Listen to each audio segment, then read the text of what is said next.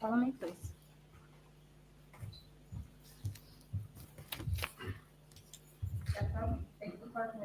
Well, she's got the hat thing on again. Court and jury of the case down here, and the truth, the whole truth, and nothing but the truth, so help me God. Yes, I do. Good morning. Good morning. Good morning, Your Honor. All right, Mr. Brennan, whenever you're ready. Thank you. Good afternoon. Good afternoon. Could you please introduce yourself to the jury and spell your last name for the record? My name is Jessica Hyde, Jessica space Hyde. What do you do for a living? I'm a digital forensics examiner. I'm also an associate. I'm also an adjunct professor at George Mason University, where I teach mobile device forensics in their graduate program. I also own a digital forensics company that does training, services, and research. In addition to teaching at Georgetown University, do you teach in other ways? Correction, I teach at George Mason University, I'm not sorry. Georgetown, but thank you. I also teach, my company writes and develops training courses. I teach a mobile forensic analysis course and a data structures course there to law enforcement, civilians, et cetera. Do you engage in any other type of academics or research? I do. I do other research as part of some volunteer activities I do in the digital forensics field.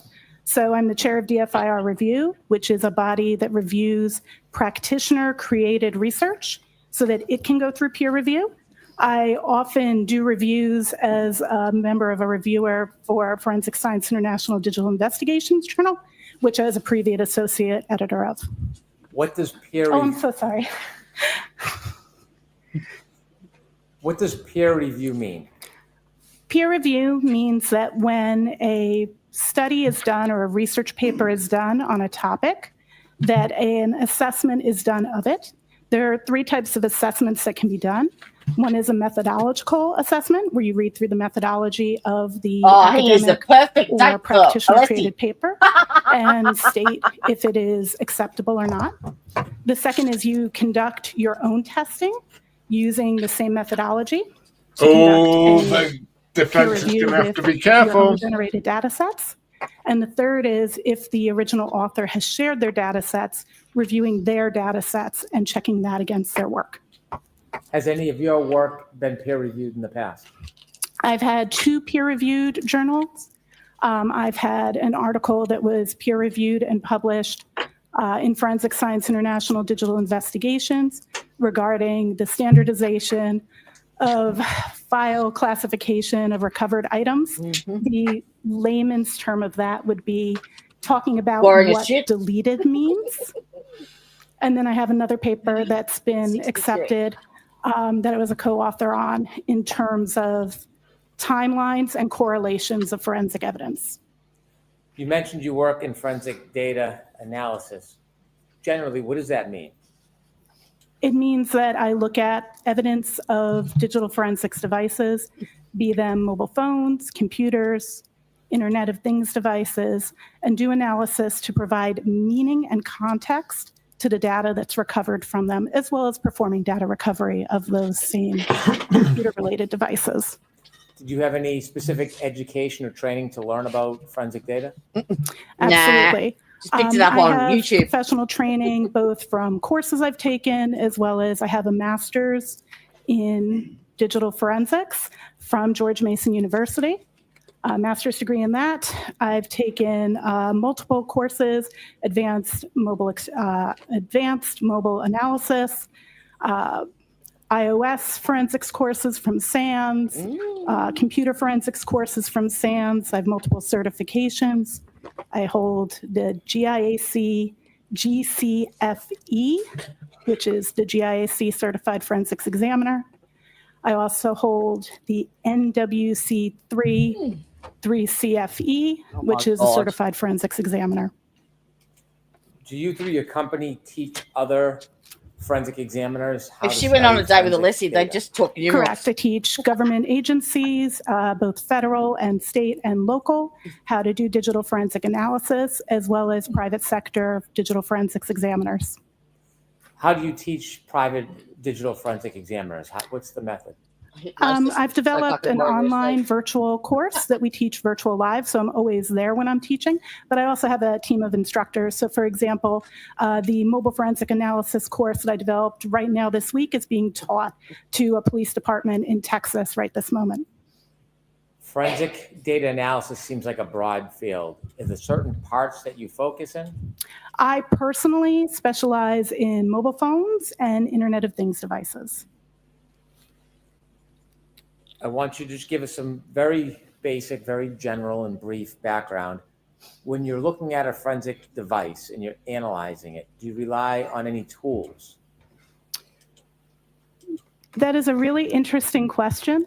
Reliance on tools is not precisely what we do. We utilize tools to extract data from a device, and then we utilize a variety of tools to attempt to parse results from those devices. But the forensics examiner has to take the additional step to both understand, validate, and provide meaning to those results. Is there any shortcomings or dangers in simply relying on a forensic tool for a result or an opinion? There is absolutely a danger in just relying on parsed results. When an algorithm is used to determine what data is stored as, it doesn't tell you what that data means, and that's where you need a forensics examiner. Tools don't necessarily understand how the data got there and what causes the data to exist, and that takes deeper and further human analysis, as well as, if you think about it, if on your phone you can go to the Google Play Store or the App Store, and you can actually download millions of apps. There's like 6 million apps between the two stores. Wow. Digital forensics tools maybe support generously 1,000 applications. So in order to be able to parse and understand the data from applications that the tools don't know how to support, you need a forensics examiner who knows how to dig into that data, conduct testing, and determine the meaning of the data. Were you asked by the Norfolk County District Attorney's Office to look at and analyze a phone that was related to a person by the name of Jennifer McCabe? Yes, with a very, very specific scope to a specific date range. Were you asked during that scope and date range to analyze it and provide an opinion about whether there were any user-initiated deletions of any web searches or Safari-type searches? Yes, I was asked to look for deletions of Safari searches within the scope of the time frame that was dictated by the purpose of the exam. Were you asked to look at the phone device and determine whether or not there were any user-initiated deletions of phone calls on the device? Yes, I was asked to look for deletions of phone calls in that same date range. And did you do both of those tasks? Yes, that's correct. Did you ultimately have opinions on both of those issues? I do have opinions on both of those issues. That's correct. And in engaging in the efforts to answer those two questions, did you necessarily have to review and analyze a web history that included searches of 2022 at 2:27 a.m.? I did analyze web searches that occurred at 2:29 a.m. on local time here in Norfolk on January 29th, 2022 from the device I was provided, yes. Not the device, the forensic image, for clarity. So before we get to the two opinions that you were asked to consider or what your opinions were after analyzing the data, I want to begin by giving the background and having you share with us your analysis and your observations and opinions about the search on Safari relative to this 2:27 timeframe. Before we begin that, let me just ask you one question. Did you do anything to ensure the integrity of the data that you were looking at? Upon receiving the forensic image, the first thing I did was I did what's called a hash of the image. So a hash is an algorithmic representation of a file. So a forensic image, all the data from the phone, it comes in one file that can then be extracted and have the rest of the data.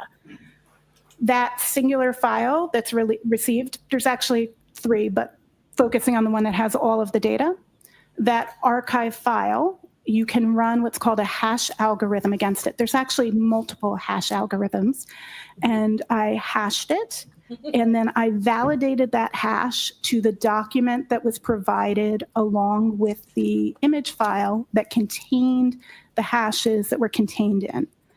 Those hash values matched. Now, just for clarity, if you change one bit in a file, it will not have the same hash. That's why the defense won't admit it. So the hash provides integrity, and having used both hashes, which are available in that report, and ran two different algorithms, they both matched. Additionally, I reviewed the PDF that was received for signs of alteration. The PDF that comes with a Gray Key report is not signed by Adobe Acrobat. However, I was able to take that PDF and then examine it just like I would a phone. So I'm using the same techniques on the phone. Using a tool called EXIF tool, I was able to learn a lot about the creation of that particular PDF. And what I was able to learn about it was that it was created by, it's labeled it as being produced by Grayshift using a particular code-based application to create the PDF called PYF PDF, standing for Python Framework PDF. It is on, it's a program that you can download, and developers who create tools like Magnet Forensics, who owns the Gray Key, utilize that script, which is why it says it's produced by it, to create the actual PDF. That's what the evidence there in the data tells me. It also contains a time of when that is created, and that time was February 2nd, 2022. So that would have been written, yeah? Global UTC, that's the global constant time, think what's in the UK, at 22:49, which local time would be 5:49 p.m. So that says that it was created approximately 2 hours and 45 minutes after the document said the image started, and it correlated with the document information. So that provided some level of certainty that that document was factual. And on top of that, I further opened the file of that PDF in what's called a hex editor, which lets me see like every byte, every 1 and 0. And from doing that, I looked for tag markers that are made sometimes in some modifications of PDFs called XMPs, which is Adobe's format of markup. And I did not find any evidence of those tags. When you're trying to determine whether there's integrity in the data, are you able to tell whether or not there's been any alterations or tampering before the item is put on the Gray Key machine to make the extraction? That would be when you're talking about if the physical device had been manipulated, is that correct? Yes. I cannot tell if the physical device has been manipulated prior to it being imaged. I can only validate if the image was correct. In theory, all of the data of anything that you did on that device would still show in the evidence of device logs and whatever locations that were touched or communicated with. But at that point, it's the same as any user interacting with the device itself. After the phone's extracted, or at the time it's extracted, does it have the history of the device on that extraction? Could you rephrase? Yes. At the time the phone is extracted and the copy is made in the PDF and the digital copy, does the digital copy and the PDF contain the history of searches and calls and other items on that phone? The forensic image itself contains a variety of different artifacts or traces that are left behind by activities that a user does on a phone. Yes. You use the term artifact. What does that mean in a basic sense? An artifact is any type of evidence that is left behind on your phone of an action. So, for example, if you receive a call, there are multiple places in the phone that show that a call was received. That can be in the call log, that could be in a notification, That could be in a unified log that tracks the activity that the phone's doing.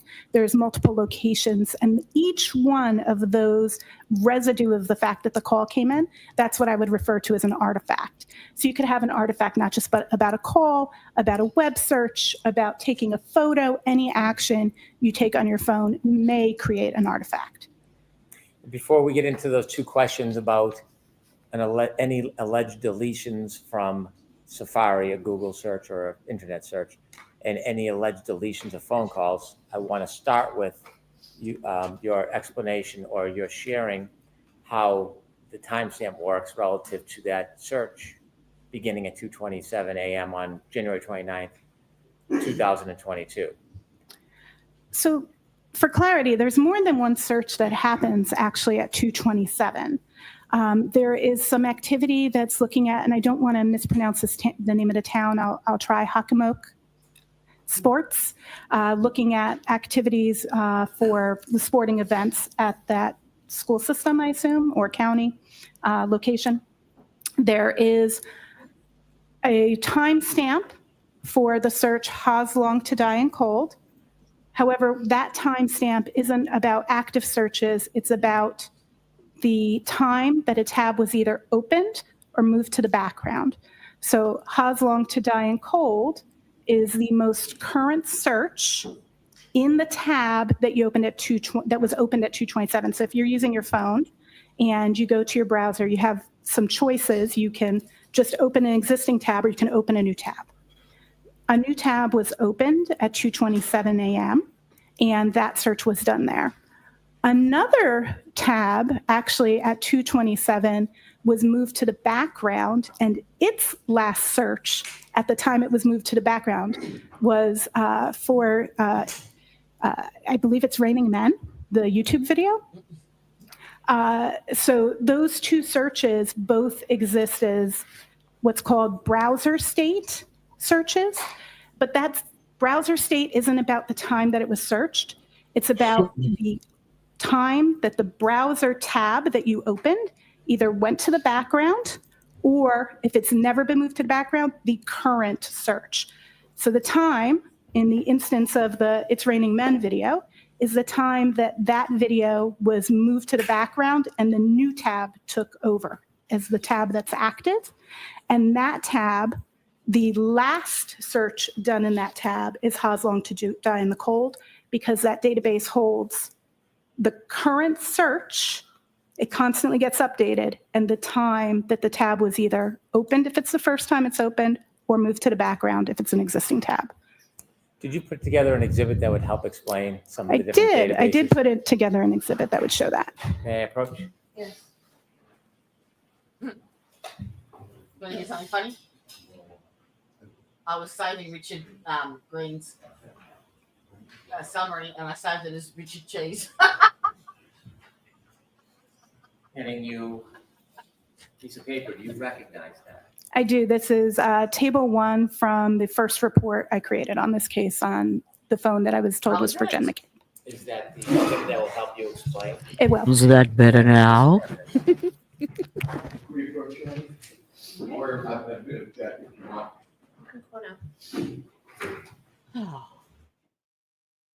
It's raining men.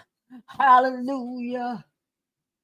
I'm just filling with the USB. Make sure that they're secure.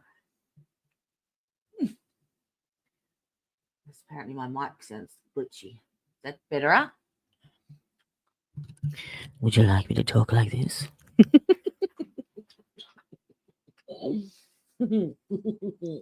Just call me Heather. Right. So, Richard Green. Come on, mouse. So, I did the next question was, after I did that last one, how can he be certain that there was a search performed at 2:27 on Jennifer McCabe's cell phone? I should have been a bit more specific now that I've heard Jessica Hyde's rendition, but so his methodology and evidence. According to the trial transcripts, Green's certainty about 2:27 a.m. search on Jennifer McCabe's phone was based on several key elements.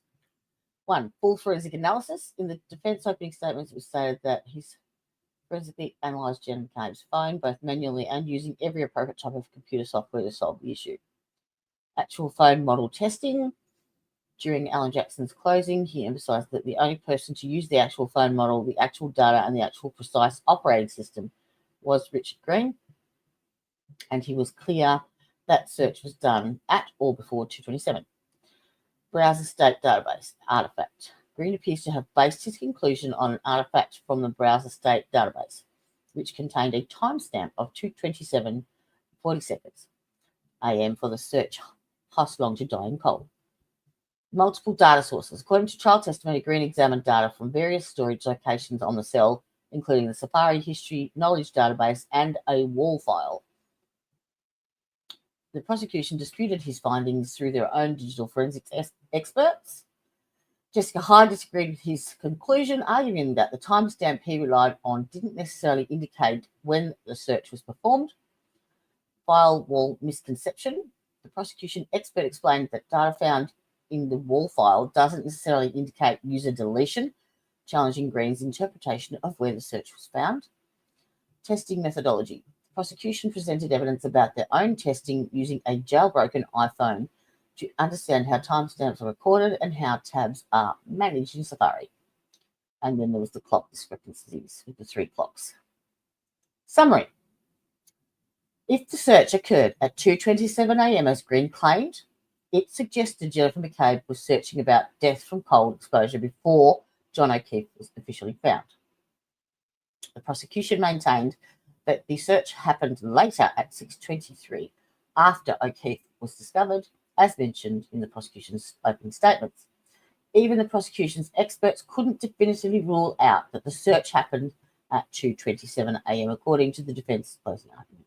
This search timing became a focal point of the trial, with the defence suggesting that if McCabe was searching for information about dying at 2:27, it raises serious questions about what she knew and when she knew it, potentially implicating others in O'Keefe's death rather than Karen Reid. There you go. That's what we got out of that. That sounded fairly non-biased. It was fair, yeah? Dan the man, you there?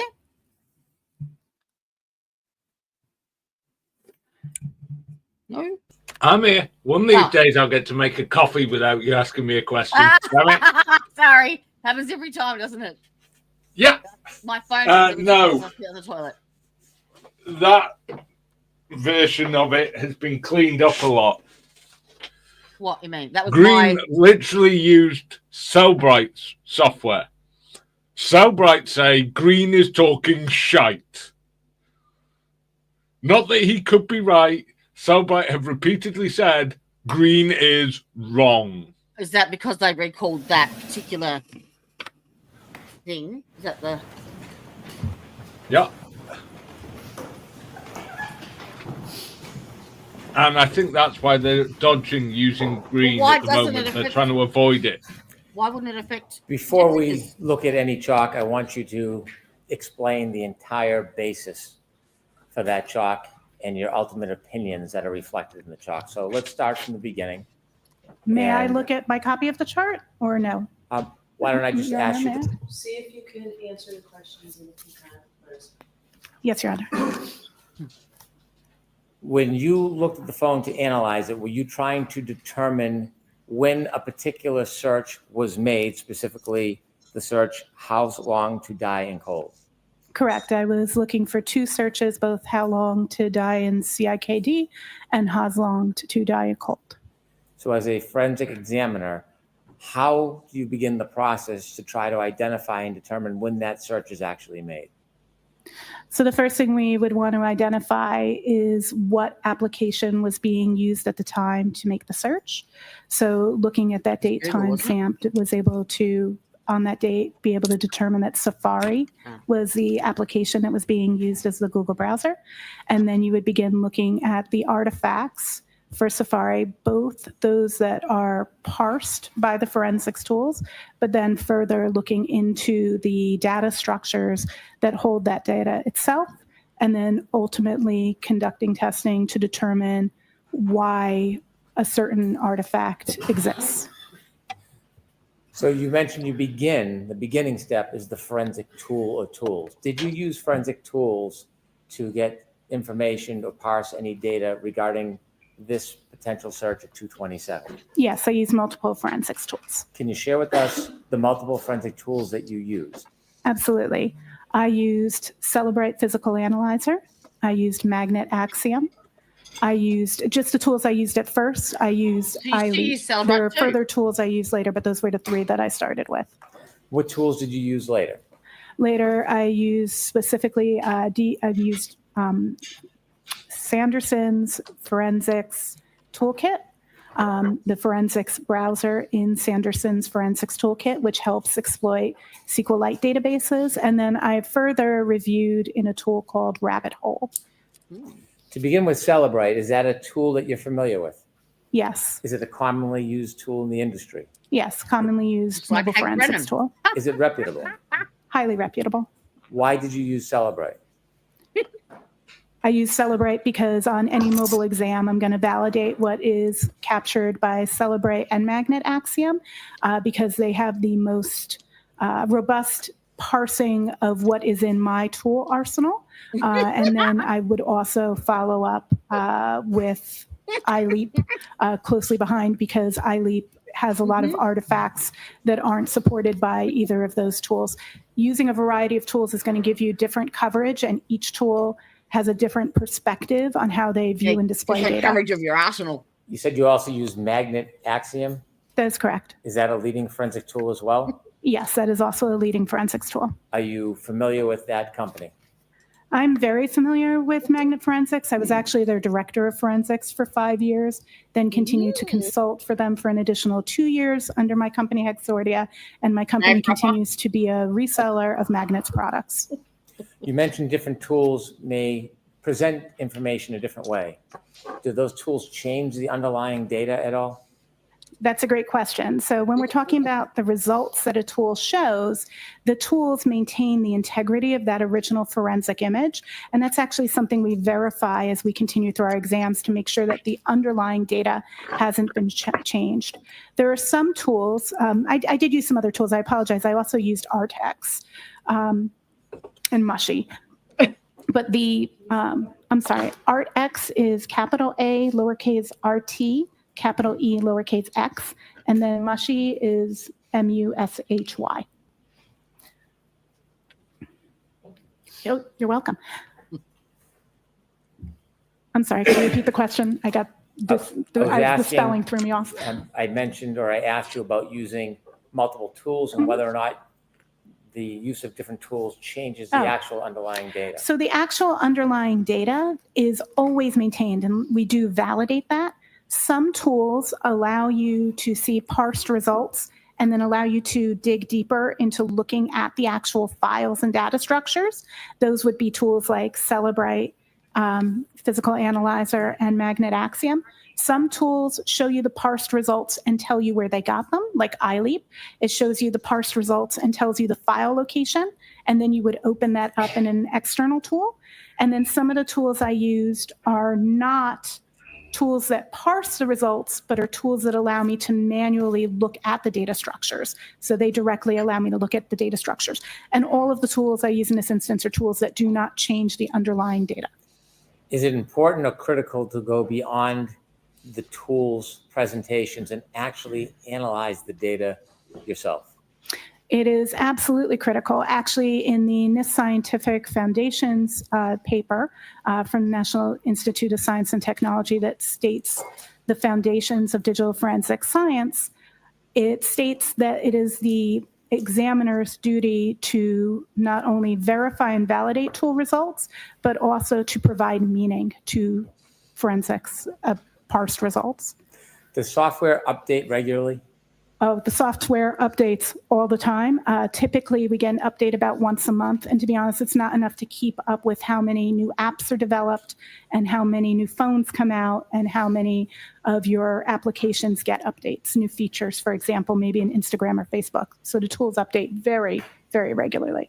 When you use the Celebrate tool, to analyze the 227 search. Did the search How Long to Die in the Cold have a timestamp on it? There are actually multiple artifacts for How Long to Die in Cold. Remember earlier we defined an artifact and we spoke about it was one of the types of traces. So there are multiple traces for that How Long to Die in Cold. Only one of them is associated with the 227 timestamp, but there are other instances of evidence of that was parsed by Celebrate. Is there any danger for an untrained eye to rely simply on the software when looking at a search like this, How Long to Die in the Cold, and seeing the 227 timestamp? Absolutely. There's a really scary danger that an examiner who has not dug into the artifact and tested to see what it means may assume erroneously that 227 timestamp is the time that what is there is searched. The search in that field of that artifact is going to always be the most recent search in the tab, but that timestamp actually means either the time that tab was backgrounded or if it's the first time the tab's been opened, when it was opened. So you could erroneously implicate a search was done hours or some time period or even days before it actually occurred. Some of us leave our tabs open forever. In your teaching, examiners and students, do you teach about this specific concern and concept? Yes, I teach about this concern both in my mobile forensic analysis class, my mobile forensics course that I teach at George Mason University in their digital forensics master's program, and in the data structures course where we specifically learn how to analyze these databases in question.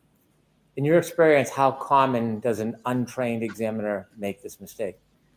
I wouldn't be able to speak to how common an untrained examiner does it, but regularly my students get those questions wrong on earlier examples I give them in class to kind of indicate to them that they could easily make mistakes without understanding meaning, and I use it as a teaching aid.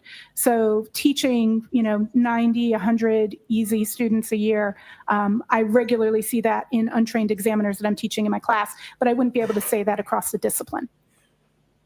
You mentioned that Celebrite showed the search on the report as How Long to Die in the Cold with a timestamp of 227. Is it 227:40? Yes, that's correct. Do you know whether or not Celebrite has updated its software? In May, Celebrate of last year, Celebrate made an update to their software actually to remove this artifact because of its ambiguity and the risk that an examiner may overstate or misstate what it is. Is this ambiguity reflected in other types of software? Could you rephrase, please? Sure. For example, when you did a report in Axiom, did it have similar reflection in the report? Objection, Your Honor. Ask it differently. Did you run a report regarding this time frame through Axiom software? I did process the image through Axiom, yes. When you did that, was it the same or a different result? Axiom and Celebrate really show their data very, very differently. So Celebrate takes a perspective of alerting people to possible deletions by annotating either a question mark or a red X next to artifacts that come from different areas. Magnet instead marks if the artifact was parsed or carved. I feel like now I need to explain to you parsed or carved. So parsed means that the data was where it was expected to be found, and the algorithm was able to cleanly see that this is there. Carve means that it had to run that algorithm against the data structure as a whole and found it as a partial result. So it carved it out, went and found it instead of it just sitting there exactly where it was expected to be, and shows you both the results. So it'll show all of the results of, in this instance, the the sessions, tab sessions, but the data browser DB, the tab state, it's going to, instead of telling you this has a red X, it'll instead say it was carved. So it's a different presentation of the same data. So I want to talk about deletions in a little bit, but I want to get back to the 227 search. Sure. So when you produced or you looked at the report for Celebrate and it showed this timestamp as well as the phrase, how's long to die in the cold, where did you look? How did you make an analysis to determine whether or not that search was actually made at 227 or another time? What was your next steps for us? So in looking at that timestamp, the first thing I did was actually go and look at what literature exists on the artifact, if anybody had reviewed this artifact before.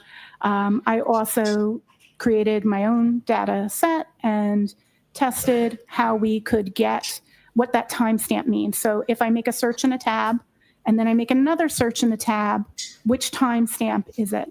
If I make a search in a tab and then open a different tab, what changes? I also looked at the documentation in the artifact reference guide for Axiom, which does state, it describes that timestamp as the time in which the tab is backgrounded, and it gives a stipulation that in certain circumstances, the timestamp can be earlier than the search. Did you specifically look in any databases or for artifacts in the data to help make an analysis of when this search happened? Of when the search happened as a whole? Absolutely.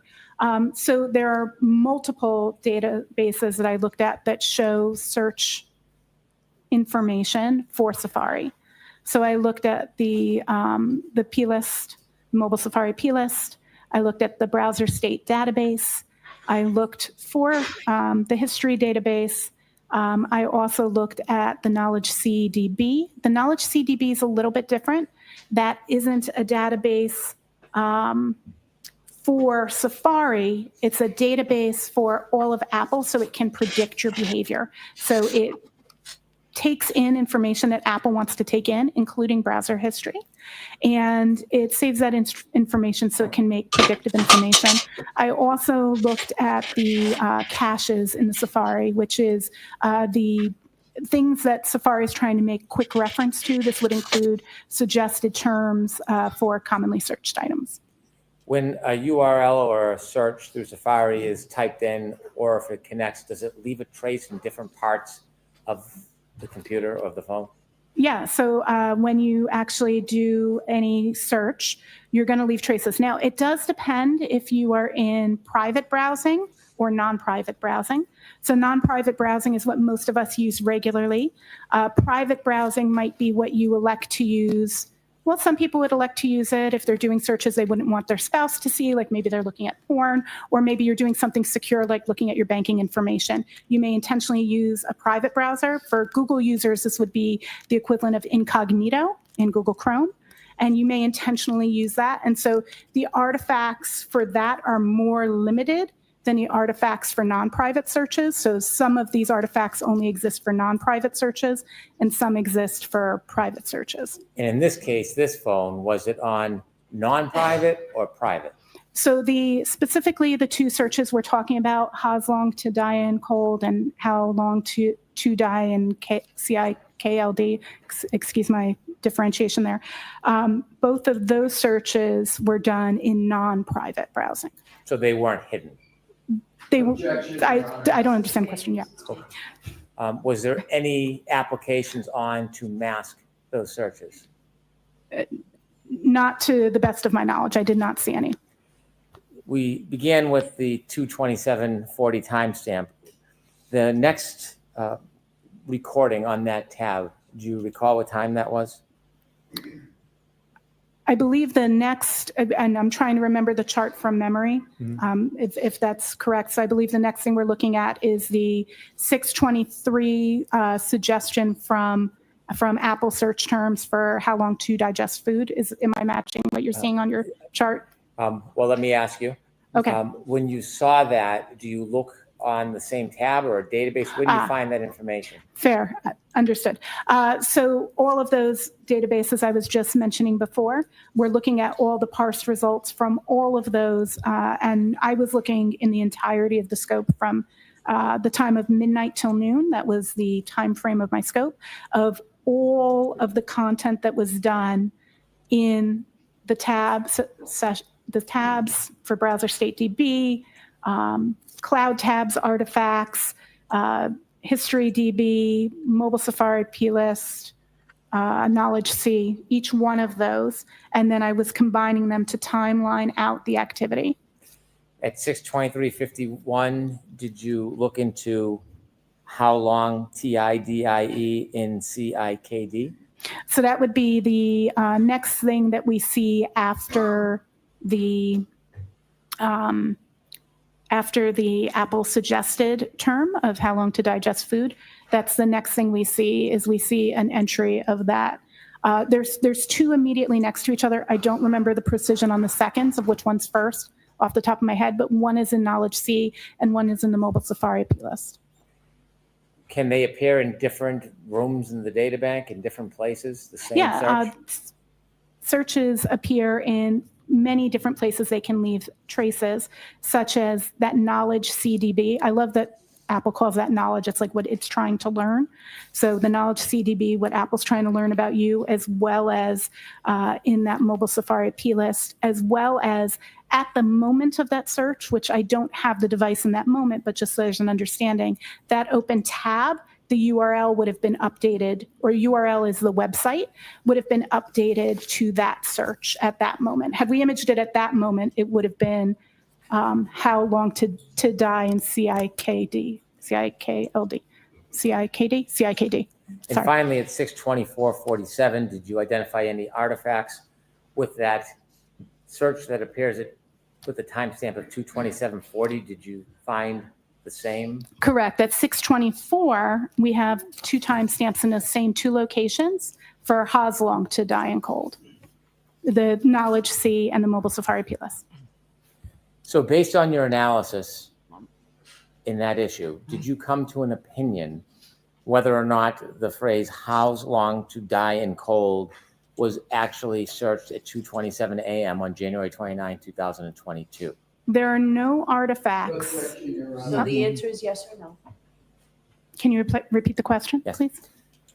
And so based on your analysis of the phone and the data using all of those softwares, did you come to an opinion whether or not the phrase "how's long to die in cold" was searched at that timestamp tab of 2:27:40?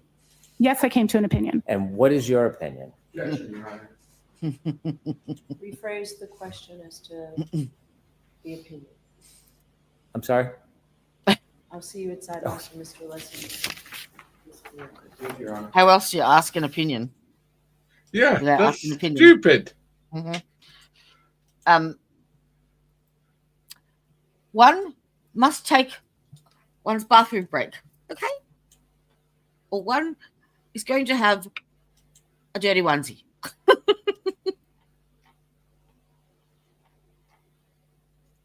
Okay. Do you want to take over the feed or not? Can't. Okay. I can't. Right. Okay. Don't have okay. admin. Ooh, okay.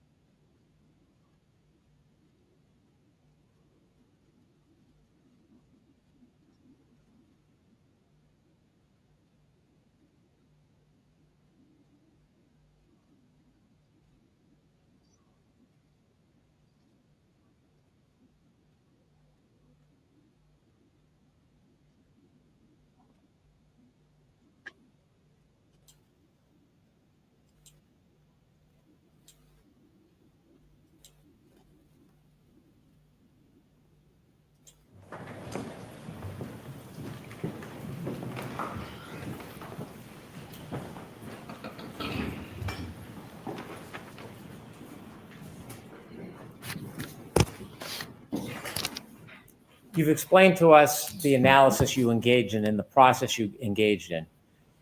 In forensic data analysis, is there a methodology that you use, not just looking at the printout of the programs, a methodology you use that is accepted in the industry for experts to analyze this data and come to your opinion?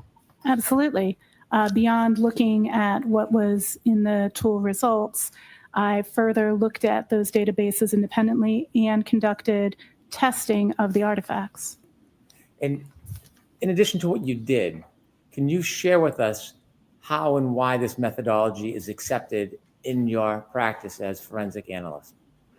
This methodology is accepted by NIST and by organizations like the Scientific Working Group of Digital Evidence.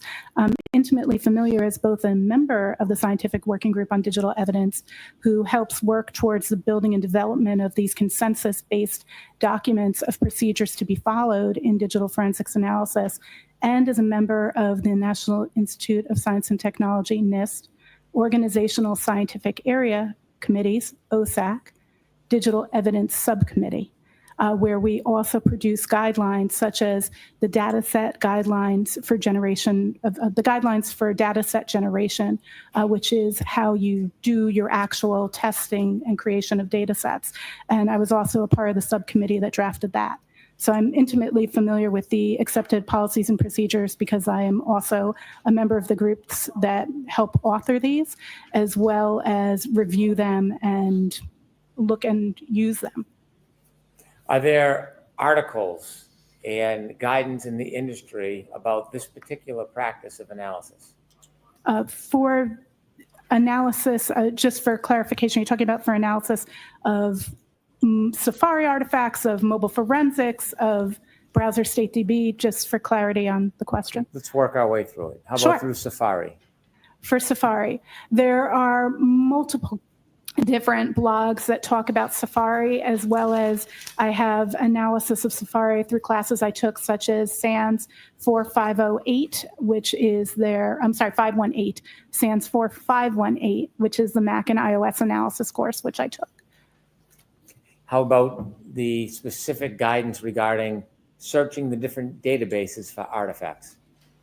In terms of methodology for digging into databases, Yes. Is that correct? There are multiple, I've taken courses throughout my master's program, courses on how to analyze digital forensics artifacts, including mobile device forensics, throughout my GIAC certifications. I've taken multiple instructor-led courses on how to do these, as well specifically that cover mobile Safari history in mobile forensics at GMU in his master's program as part of the SANS 4518 class. And in terms of data structures, I've taken study on how to analyze databases like SQLite and PLIS are covered in those courses. There are books on study on this methodology? There are multiple books on digital forensics, many of which I've read, and including books specifically on analysis of SQLite databases, such as Sanderson's SQLite Forensics, which is probably the most authoritative because not only was it written by Sanderson, who makes a tool, it was tech edited by 3 renowned forensics examiners, as well as Dr. Richard Hipp, who created SQLite itself. The methodology, the technique you use to look past the reports and actually look at the data to make your determination and arrive at your opinions, is that methodology regularly accepted within the forensic data community? Absolutely. Again, using the methodology from the consensus-based documents from the community, from the Scientific Working Group Digital Evidence on best practices for analysis, as well as specifically for the SQLite databases I was looking at. I do that deeply verifying and in accordance with the understandings from Sanderson's book. Now, you share with us that you had an opinion regarding the timestamp and whether that it was applicable to the search term "house long to die in cold." That is correct. Now, I want to ask you, to a reasonable degree of forensic data scientific certainty, what is your opinion about whether the phrase "how's long to die in cold" was made at the time of the timestamp 22740? It's the last time, Mr. Massey, on this issue, okay?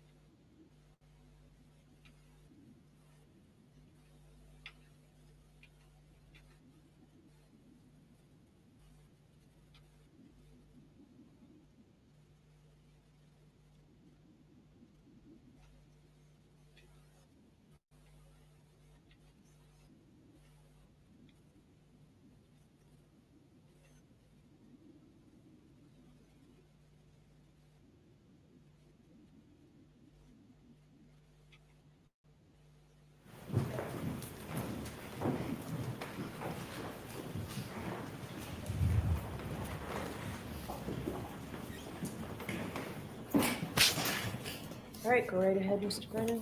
I'm now going to ask you for your first opinion.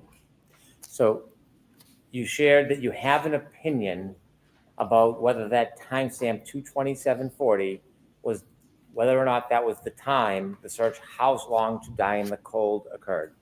Can you tell us to a reasonable degree of scientific certainty your opinion about whether that search, "How long to die in the cold," occurred at 2:27:40 a.m. on January 29th, 2022? Okay, the objections are overruled. What I can state to a scientific degree of certainty is that that search occurred at 6:24 a.m. and was the last search in the tab that had been opened at 2:27. Do you have an opinion to a degree of scientific certainty whether there was any other searches similar to "How long to die in the cold" that evening on that tab? Your Honor. I'm going to allow it. May I first inquire, you meant morning, as I I'm sorry, assume? that morning, yes.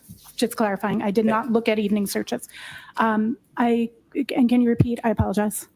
I disrupted my own train of Do you have an thought. opinion to a reasonable degree of scientific certainty whether there were any other searches on that tab before the final search at 6:24:47, "How long to die in cold"?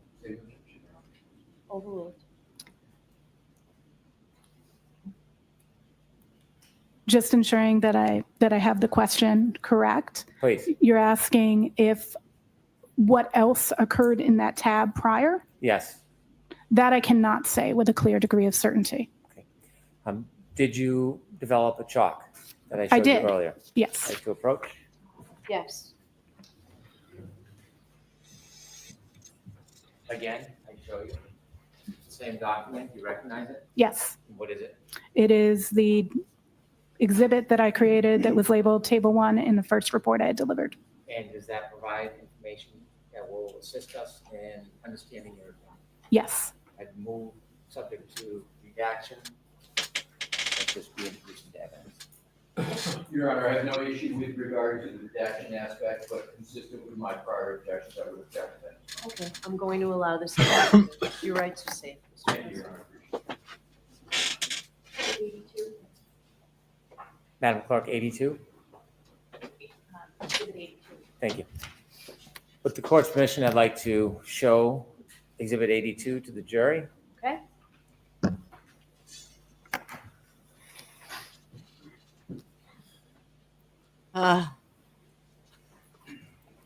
Could we enlarge the first two?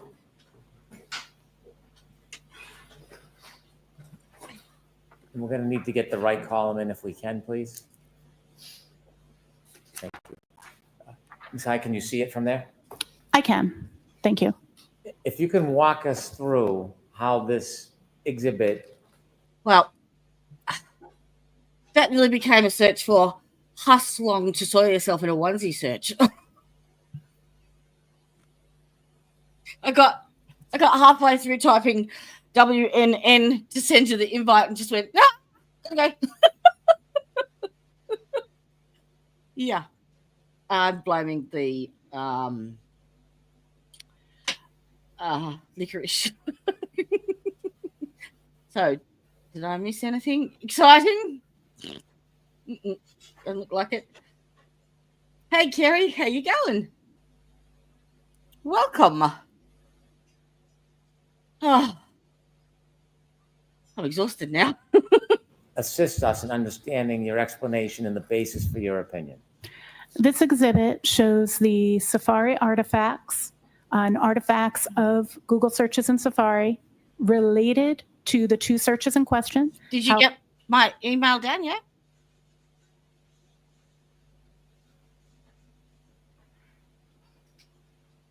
Hello. Long to Die in CILKD and How Long to Die in Cold that occurred on the morning of November 29th, 2022 on the device under examination. If I look at this chart and I see in the top left, it says 2:27:40 a.m.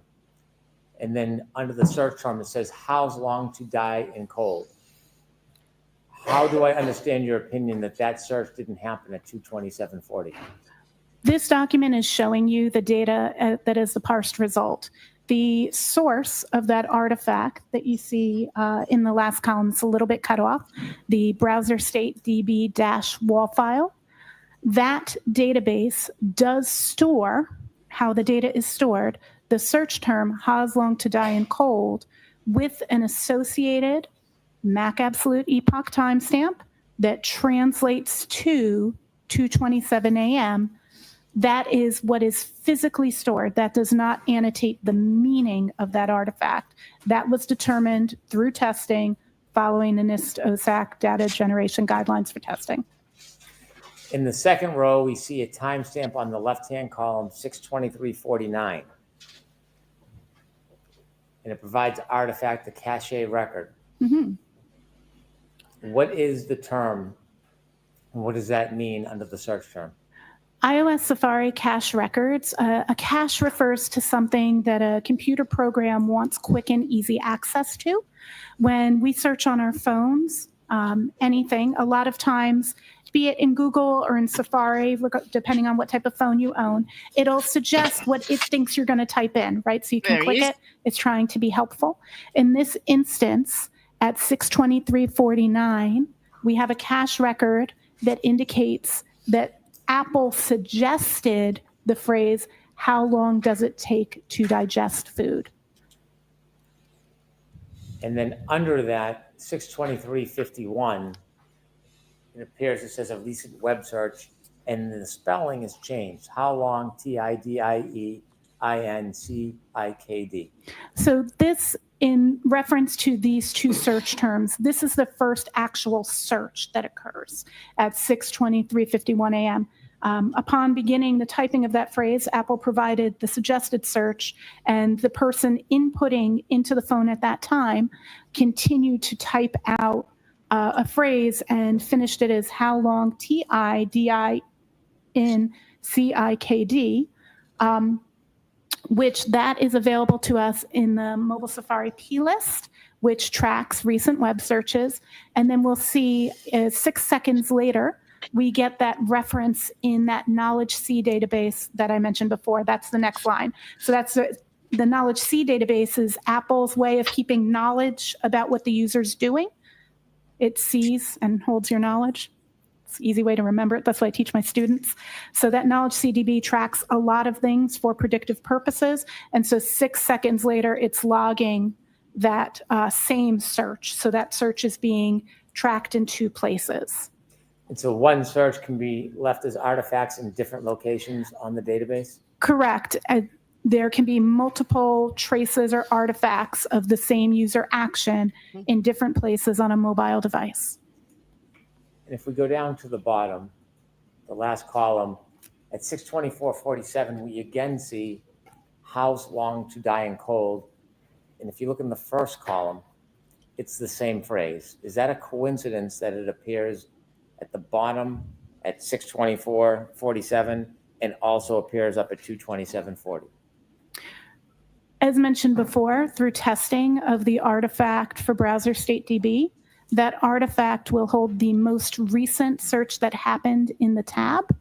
So it is logical that Ha's long, HOS long to die in cold, was searched at 6:24:18, tracked in that mobile Safari plist, repeated in Knowledge C. Knowledge made its tracking in Knowledge CDB, and then that table for browser state DB, which again has the time that the tab was opened or the last time it was backgrounded, and updated just the website that was visited.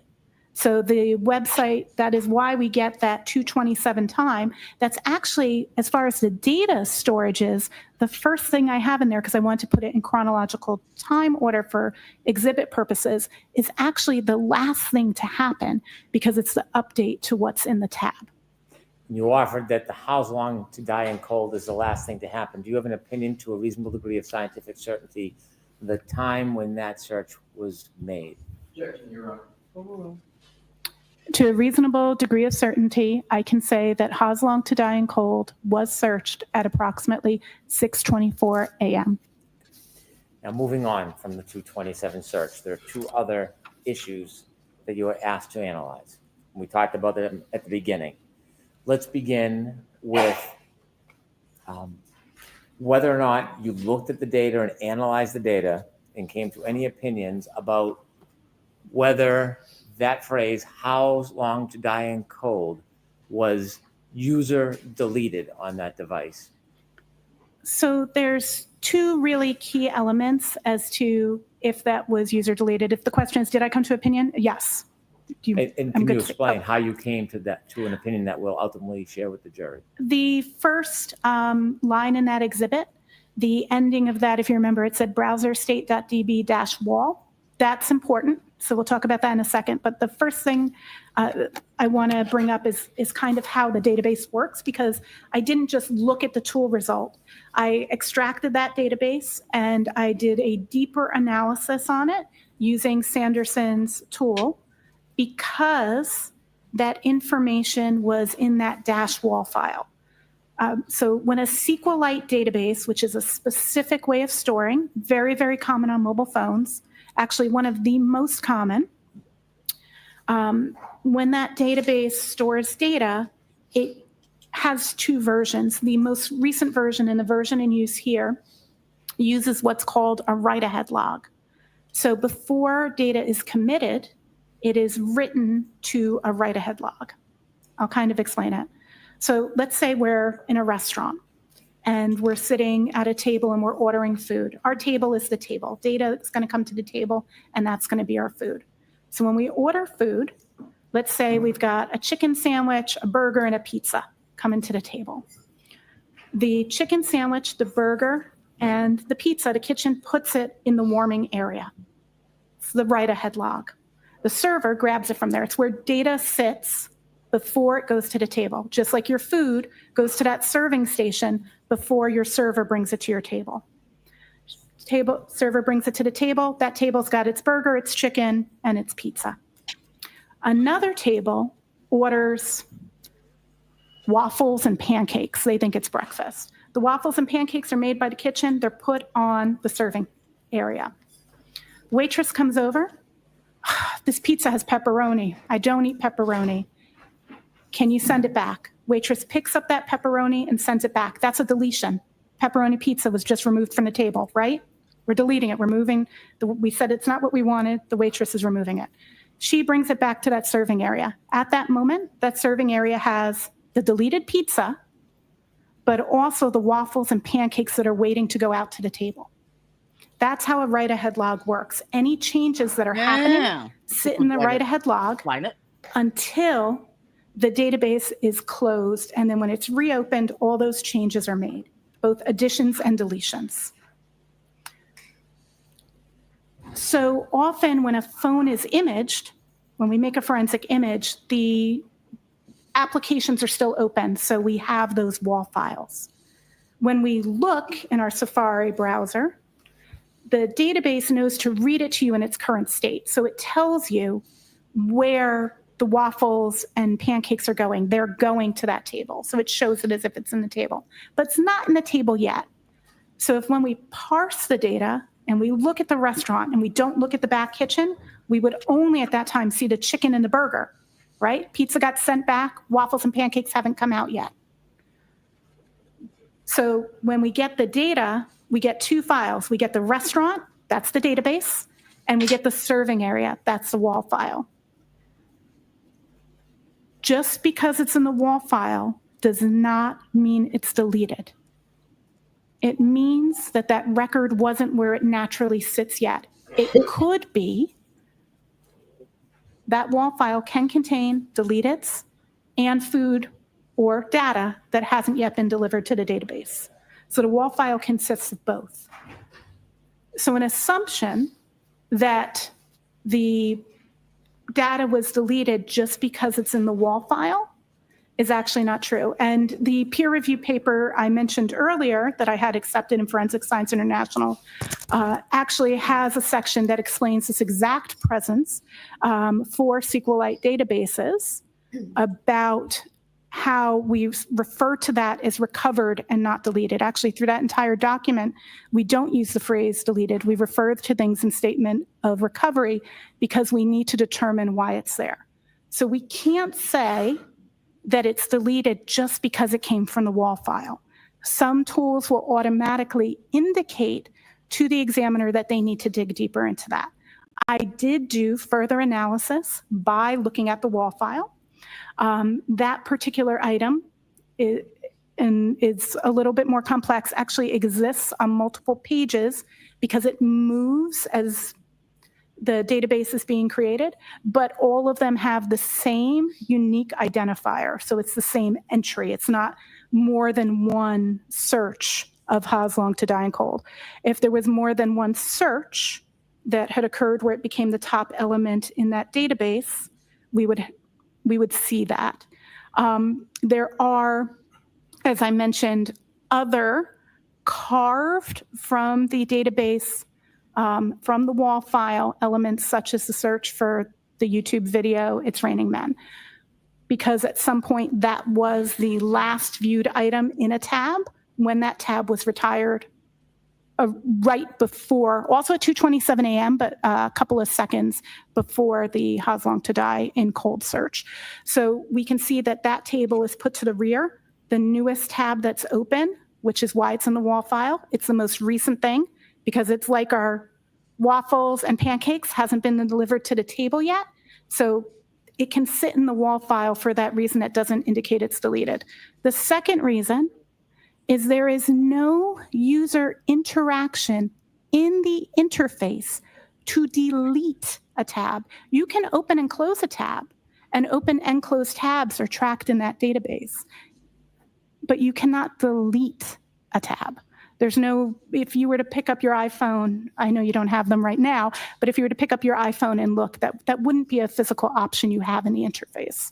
So it could not be deleted by a user through the interface for that most basic reason. So Can you still hear that? What? Can you still hear her talking? Well, I could. Not now. It just stopped. Oh. I'm trying to work out how to mute her so I can listen to something else while I'm. Well, I can't. We can't. But you can't delete the tab history. It's just what tabs are there. The device is tracking that. when you looked at the software, whether it was Axiom or Celebrite, when you look just at the report, not the data itself, do either of those reports have any indication noting that that web or that Safari search is characterized as deleted? Tools Celebrite denotes it with a red X, which means that it is recovered. Axiom indicates that it is carved. In the same paper that I referenced earlier that I authored, there's a chart in there that shows the distinction between how different tools, some will use red X's, some will use question marks, some will list carved or parsed. So every tool chooses to do that differently. That does not mean deleted. It means it needs further analysis. Should an examiner who looks just at the reports of the software assume that if it is marked as recovered in Celebrite or carved in Axiom, should an examiner should never assume something's deleted without doing a manual examination. The manual examination, is that a method that's used, that's generally accepted in the forensic data field? The NIST Science Foundation paper, as well as the dataset generation guidelines, both speak to conducting testing to verify and validate, and it states clearly that an examiner is to verify and validate findings and to determine meaning. So given that you've used multiple tools to look at reports regarding this phrase, how long to die in cold, and have seen indications or characterizations of recovered and carved, and in addition to the fact that you actually analyzed the data, did you arrive at an opinion to a reasonable degree of scientific certainty whether or not the user deleted, any user deleted the phrase, how long to die in cold? Yes, if it's how's long to die in cold. Sorry, trying to clarify. Pardon me. Did you come to an opinion to a reasonable degree of scientific certainty whether any user deleted the phrase, how's long to die in cold? Yes. And what is your opinion? My opinion is there was no deletion that occurred by the user because it is not something a user can delete. Finally, I want to ask you about your analysis of the phone records on this phone attributed to Ms. McCabe. Did you go through an analysis of the phone logs and the phone records on the I phone? analyzed the call logs and the phone logs on the device that I was given, that I was told belonged to Ms. McCabe, yes. Would a suggestion or a claim that a user deleted irregularly a number of phone calls, would that be accurate or inaccurate in your experience? It is inaccurate in this instance. Can you explain to us why and how you came to that conclusion? Yeah, this is actually really interesting because of what it appears in the forensics tools and additional artifacts that I looked at that are not parsed by the forensics tools.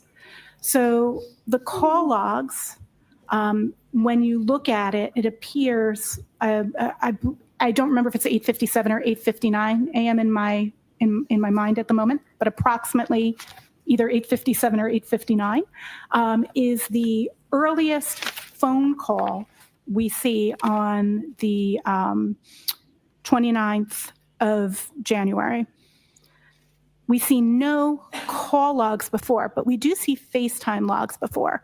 So if an examiner, again, was making assumptions without testing or reviewing, the first assumption might be, well, things must have been deleted because there's data that exists before, but not current data.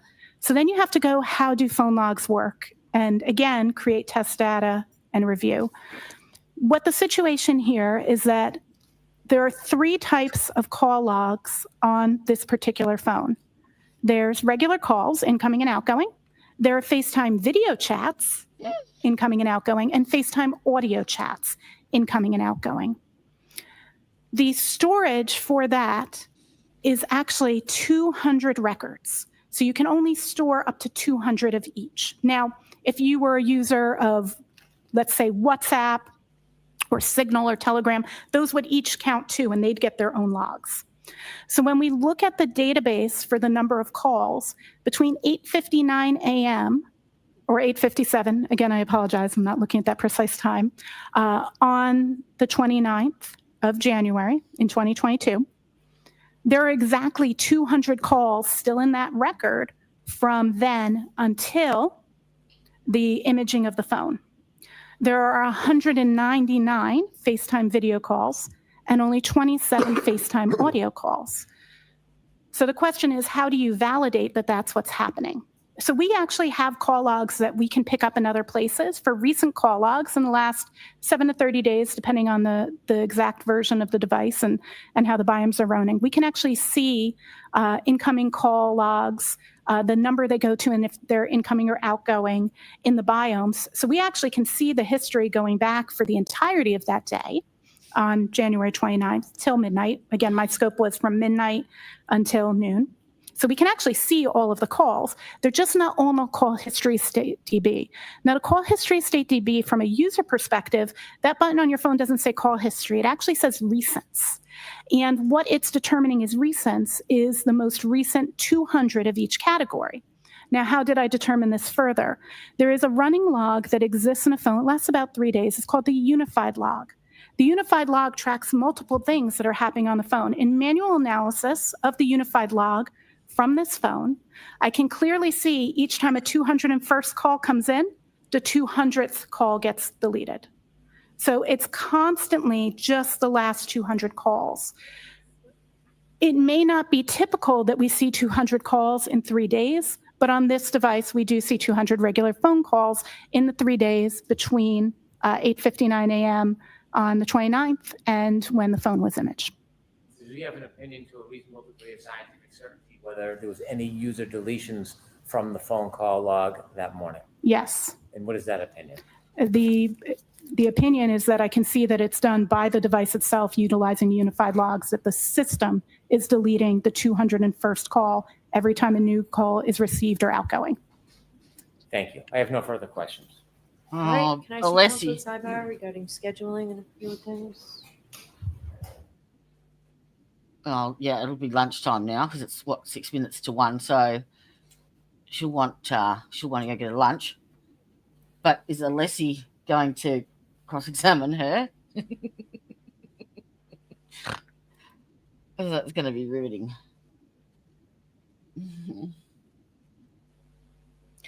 Hello, Shift Happens. How you doing? Where you been? Are you surfing the net? Yeah, it's my stalker. We're having a Wednesday, onesie Wednesday, and you said you were going to come on screen. I said I might. Mm. Mm.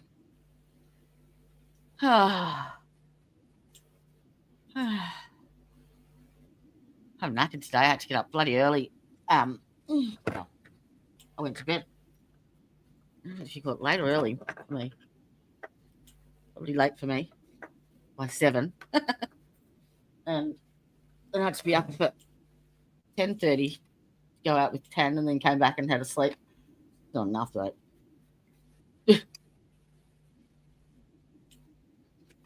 And I needed to get so much done in that couple of hours this afternoon that it's 5 o'clock, and I'm like,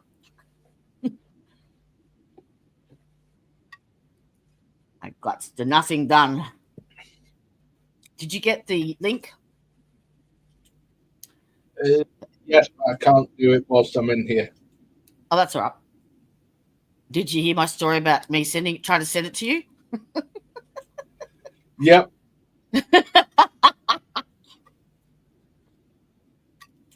Oh, yeah, it was a bit scary there for a second. All right. Lunch break. What do you want to do? Have you got stuff you need to do, and we can come back and reconvene in an hour, or did you want Ms. to? Hyde, I'm gonna let the jurors have. There is stuff I can do, yeah. Thank you, Your Honor. Oh, you can play it later. Recess for 45 minutes. All rise for the court, please. Can you- Close your notebooks, follow me. Have you got any games or stuff set up on your, or can you access my Discord? And I I've got can't no at the problem. moment. My Discord is not working. Oh, okay. Well, that. As in, I can't get on Discord at all. Oh. Oh. What do you think? Someone's I like need to have a recorded look. you, or? No, I think it's just being stupid and I need to restart my PC and everything, and I'm not doing that because I've got things in the background, and it's like, yeah, no. Yeah. I know the feeling. There's 20 things going on at one time. And whilst I can just do it, but I can't do it very well. And that's what annoys me. All right. Well, I've got a heap of shit that I need to correlate and get organized and get on track. So I think we'll come back in an hour, yeah? How's that sound? Okay. Yeah? Unless you plan on entertaining. Oh, dear God, no.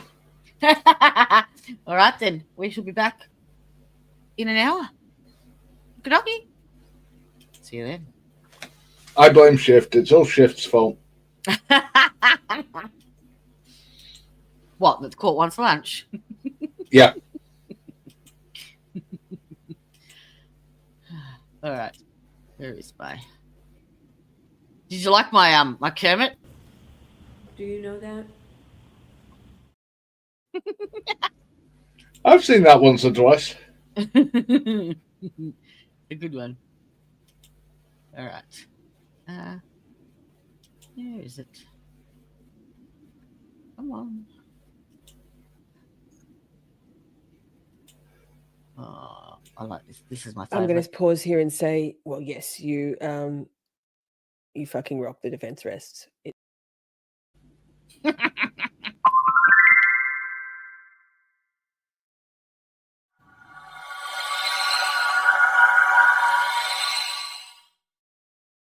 Tanya has spent so long doing all of these avatars, and she's now doing a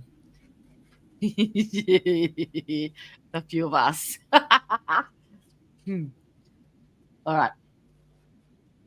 I'm looking for my screen thing to say I'm out for lunch. And I don't know where I put it. All right, I'll just put that up. Oh, no, I got a good one. I saved it.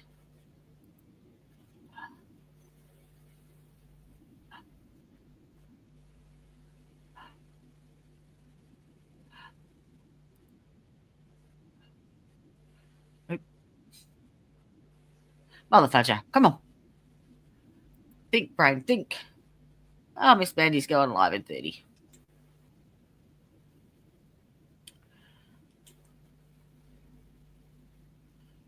Oh, I like that one too. That can go on there. I really like that. That's fucking awesome. You can't see it, but I can. Ha ha.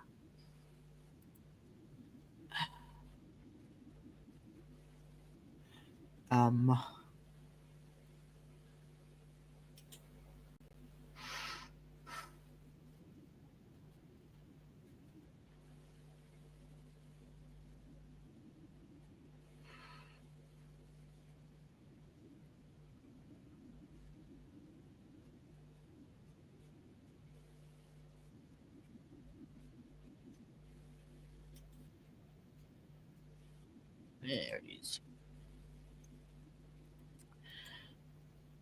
I don't want to open it in there. I want to open it. I'm tired.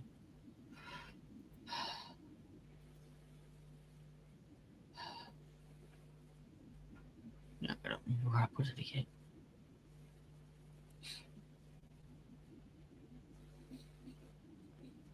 I swear I go around in circles. Yeah. Gotcha, motherfucker. Ah!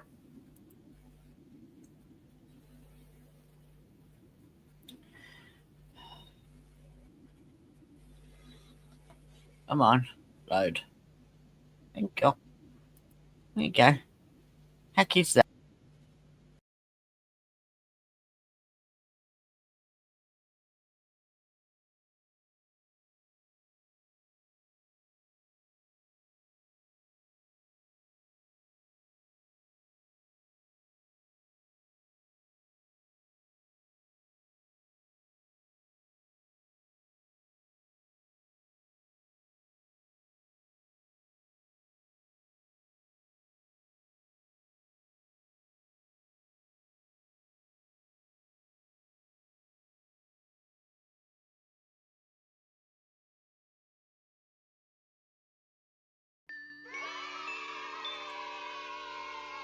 I try to live my life every day.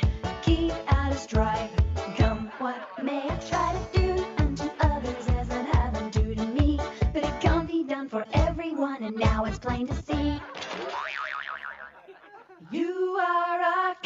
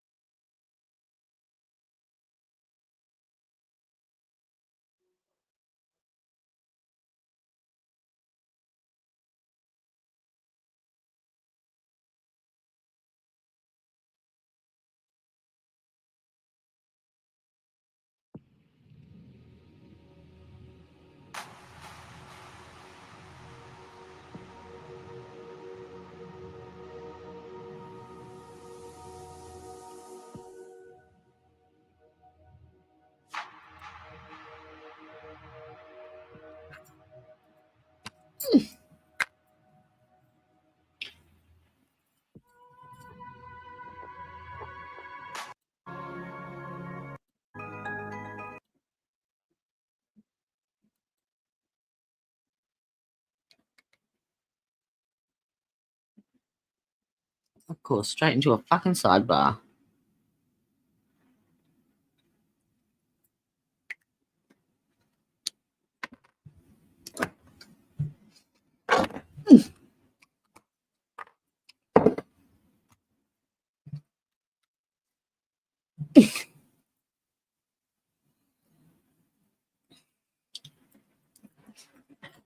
Oh dear.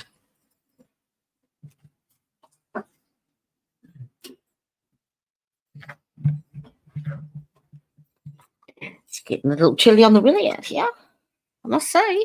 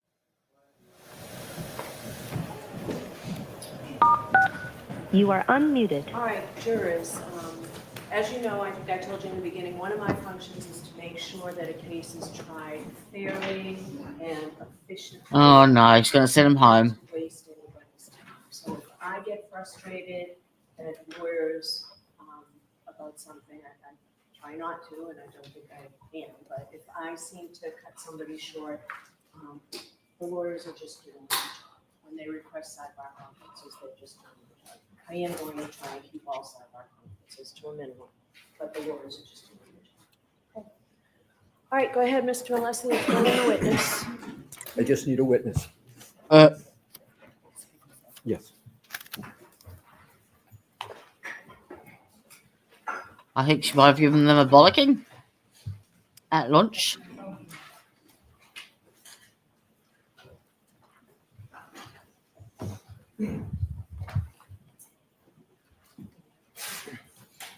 Perhaps. Certainly. Afternoon, Your Honor. May I, Your Honor? Yes. Good afternoon, Ms. Hyde. Good afternoon. I notice you have some documents with you. Could you just state what is in front of you so I know that I might be able to help expedite this if I know what you have in front of you? Absolutely. I have the first digital forensic analysis report I completed for the previous trial. Do you have a date? You have several of them. I do. It's the first one. I apologize. This is the one, I believe it's May. I don't remember the May day of off the top of my head. 2023, May of perhaps? 2023, obviously. Then I have the second one. This was the one that was used in the pretrial motion. December 2024? December 20, yes, that's correct. Very nice. Then I have the third one. This is the final one regarding I told you the these phone that two was would get identified along. as Ms. McCabe's. Yes. And then I have the fourth one, which is the phone of Mr. O'Keefe. And then I do have the opinion from State versus Huera, but if we don't need that, that's fine. Okay, very well. I appreciate you telling me that. In March, and you recall on your direct examination, Attorney Brennan asked you questions going to your experience and qualifications. Do you recall those questions? Yes, I do. You were involved in a case, is actually a murder trial in the state of Maryland in a case called State v. Herrera as recently as March of 2025, correct? Correction, it's an attempted murder. Attempted murder. And in that particular case, you had attempted to offer various opinions to the court, correct? I object. You have to move along from this case, from what you're talking about. You have to move along from that Maryland case. So with regard, do you recall another case from the state of Massachusetts, Arrington case, in which you submitted a pro se amicus. Do you recall that case? I do. And is it correct that in that case, you submitted arguments on behalf of the prosecution in that case? I submitted an amicus brief, which is not on behalf of anybody. It's as a friend of the court. Right, but the friends of the court, you took a position in that quote, friends of the court brief, correct? Took a position on the evidence. Right, and the position you took on the evidence was that the frequent location history data is reliable and should be used. Is that correct? The statement is that I do not have that amicus in front of me. It has been a year and a half since I've read it. But that amicus does discuss frequent location history records. And I want to be clear, it speaks to both bias on both sides and negative and positive of submitting it. It was an unbiased writing, and it was not specifically in support of the prosecution. So you are testifying in this case on behalf of the prosecution, correct? In this case, I was hired by the prosecution. Right. That's correct. And the prosecution is paying you for your services in this case. Is that correct? Yes. And with regard to this case, you have been paid and have been on this case since May of 2023, correct? That is correct. With regard to the various reports that you have submitted in this case, you have mentioned one, which is a report with regard to the iPhone of John O'Keefe. Is that correct? That is correct. And you have, in that report, you have made a statement, have you not, that from 12:20:50 a.m. on January 29th of 2022 and after, there is no indication of interaction with the device. Is that correct? There is no indication of user interaction with the device. There is all received until about 6:04 a.m. when there is again Apple Health data that picks up. I'll ask it again. And you can feel free to turn to page 1529 in that report. Page 15? Page 15, 1529. The report is. Would you like the 50 page of the pages. report or the page NDA number at the bottom? I can do either Oh, way. I'm sorry. I thought you were saying page 15 in the report. No. It's I NDAO apologize. 1529 or page 7, whatever way is Page easy. 7. Okay, Roger. Okay, so page 7, you see there's a heading, interactive phone activity, correct? Yes. And at the top, it says, using a variety of different artifacts, we can see active interaction with the mobile device up until 12:20. Yeah, you have to Slow down. Okay, sorry about that. I'm just trying to move it along, but I will be slower. I'll repeat, using a variety of different artifacts, we can see active interaction with the mobile device up until 12:20:50 a.m. ET. You see that statement? Yes. And that if you skip down, I'm going to skip a couple sentences to the paragraph under the chart, and this is the key part. Okay. It says, from that point, and I'm understanding that point to be the 12:20:50 a.m., correct? You need to say yes or no, I'm sorry. Yes. There is no indication of interaction with the device. Did I read that correctly? That is correct. So I am going to, and you believe that statement is correct? Until 6 something a.m. No, I'm sorry. I'm just asking if that statement is correct. Not if you have other information, but is that statement correct? Object. Can you answer that? Ms. Hyde, can you answer that, yes or no? Did I read that correctly? You read it correctly, Thank yes. you. If we could, Your Honor, have a document that is put up already in evidence and publish Exhibit 39.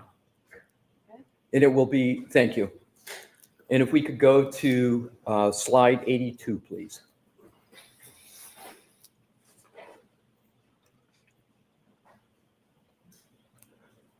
And Ms. Hyde, if I could draw your attention to the entry that is, it says 3209 under app lock, but we know that the 00 is a 12. So it's 12:32:09 a.m. on January 29, 2022.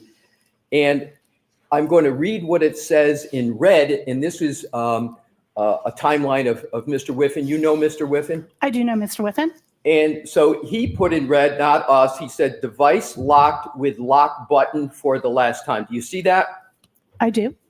And you know that to lock a phone, you actually have to hit the side button with regard to an iPhone to make it lock. Do you know that?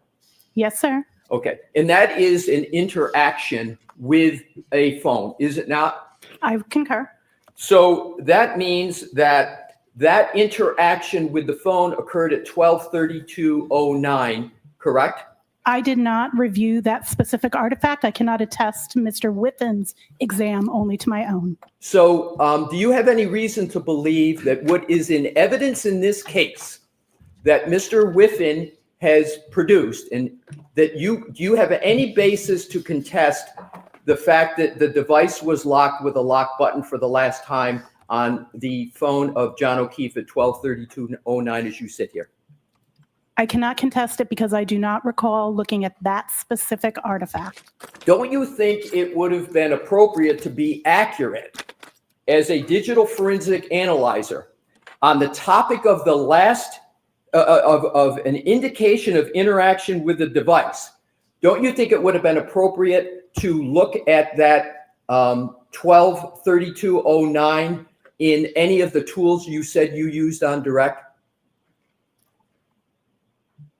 I did not correlate that artifact in my timeline. I understand you didn't, and my question is, you make a statement. Well, let me back up. Do you understand that in this case, as in many cases, that matters of seconds in activity can be determinative of a case? Do you understand that from your experience? Absolutely. So it's important, therefore, to get activity right for any data forensic examiner when they're issuing reports about activity, particularly of a decedent. Is that important? Absolutely. So isn't it correct that the statement that you make on page 7 of your report, that from that point, 12/20/50, there is no indication of interaction with the device, is incorrect? I cannot make that without going back and reviewing and validating the artifact you just produced from Mr. Whiffen. I would need to validate that in order to respond to that. But as you sit here, you have no basis to contest what Mr. Whiffen has stated, that there was a lock button on the side of the phone of Mr. O'Keefe a full 12 minutes after you say there was no interaction with the device. Is that correct? I don't. I would have to review that portion. Is there anything that had prevented you from reviewing that in that data before you wrote this report? Not that I can think of. I would have to go and re-review that. My question is, I don't know if that artifact, I have not reviewed that artifact, so I cannot speak to an artifact I have not reviewed. And I did not, that is not my report, that's Mr. Whiffen's report. So I cannot speak to that without going back and reviewing that evidence. Isn't the interaction with the device a lock button readily available to you in the data that you have and had in your possession when you wrote this report? Yes. Thank you.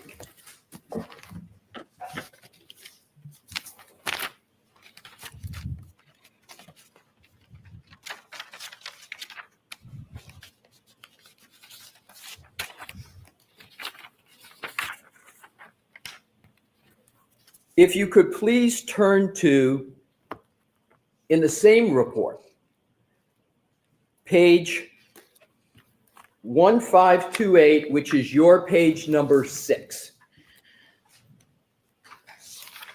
And I just want you, please, to go to the, just put a placeholder in that. And if you could now just go to the conclusion, which is your page 50.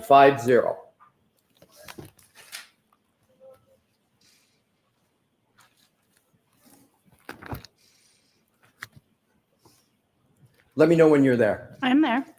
So in the conclusion, you state that starting at 12:01 a.m. on January 29, 2022, the mobile phone was in use with activity of Waze navigating to 34 Fairview Drive, Canton, MA, active interaction with the screen, steps, audio playing, text messages and calls until 12:31 a.m. EST on January 29, 2002.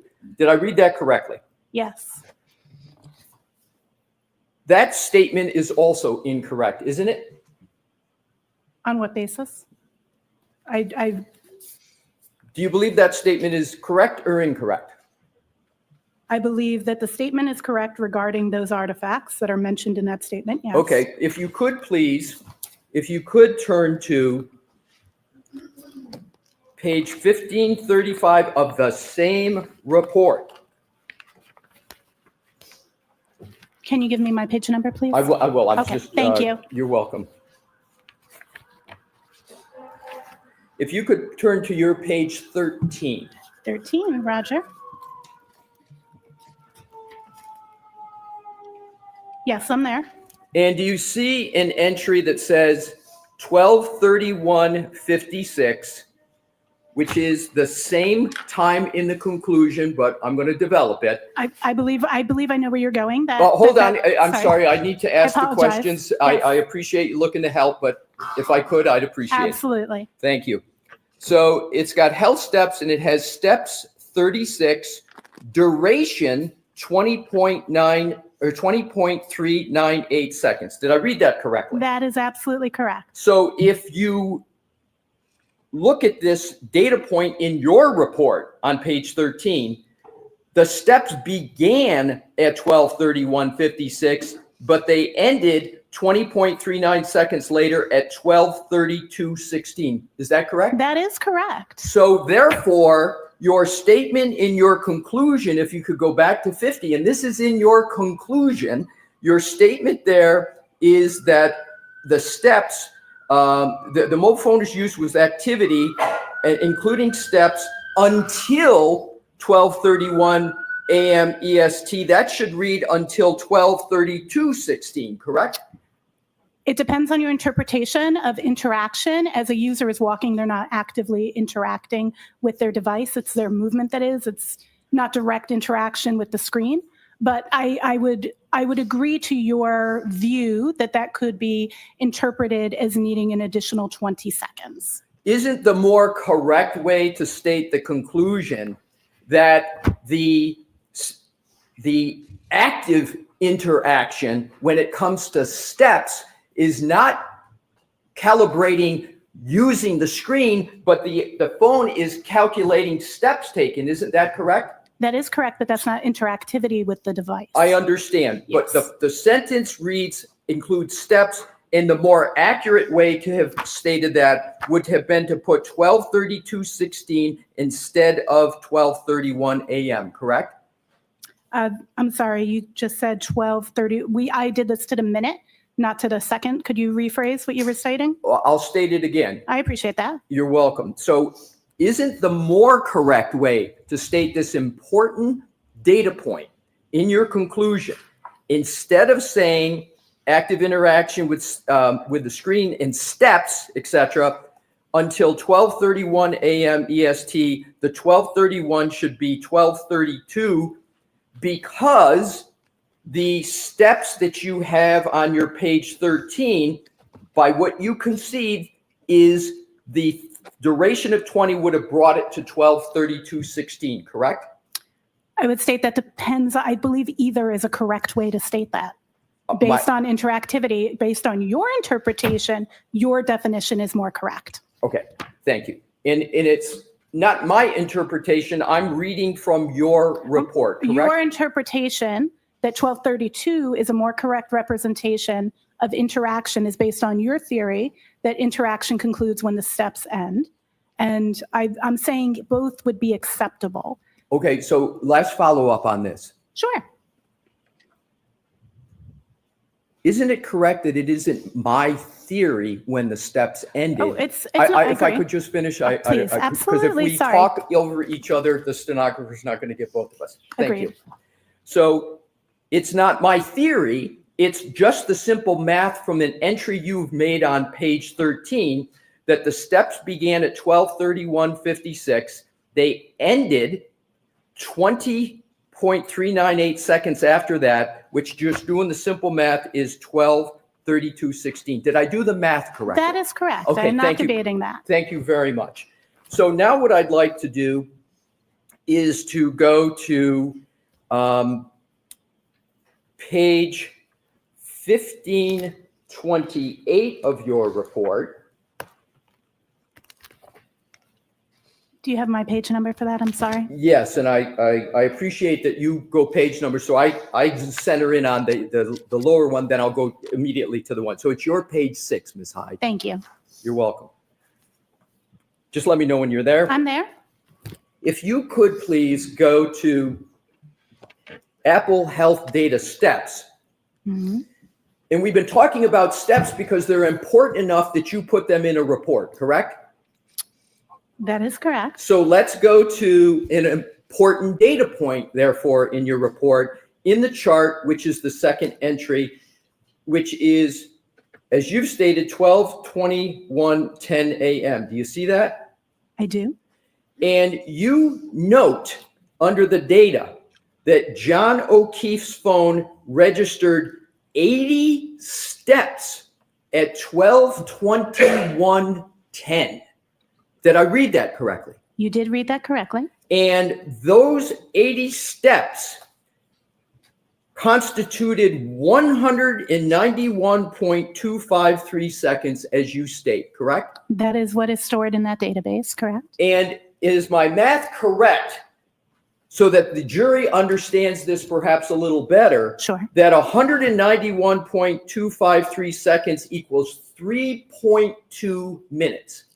Approximately, yes. Approximately. I'm doing the math in my head, so that's why I said approximately. Understood.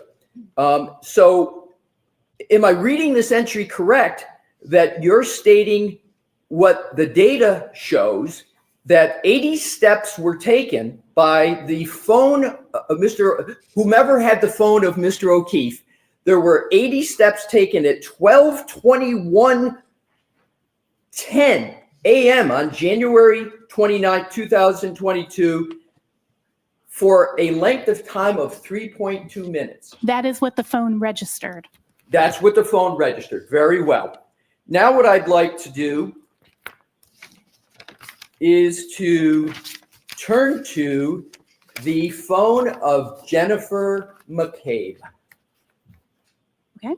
And that is, for your reports, you don't date your reports, so I can't give you a date, but it I know, says it's report 3, I believe, is what you're looking at. exactly. Yep. It's 3. And there is, bear with me, I'm accommodating your page reference, and I'll have it soon for you. It is your page 7. And let me know when you are there. I am there. Are you aware of an issue regarding the time of an interactive phone activity on Jennifer McCabe's phone at 5:07 a.m.? Are you aware of that issue, and particularly a communication to a person named Coco? Are you aware of that? I would need to check in my report. May I turn to the page for Absolutely. that time? And I if do it see is- an outgoing call to someone labeled Coco at 5:07:21 a.m. And you can tell that because in your report on page 11, you list a 5:07:21 a.m. call to a Coco as outgoing, correct? Correct. Have you discussed that call with any member of the Commonwealth? No. And again, this call is at 5:07 a.m. on January 29th of 2022, correct? That is correct. There is no duration listed for that call. And if you just follow my questions, if you can, yes or no, is that correct? There's no duration yet listed. Correct. So what I want to do is to also note that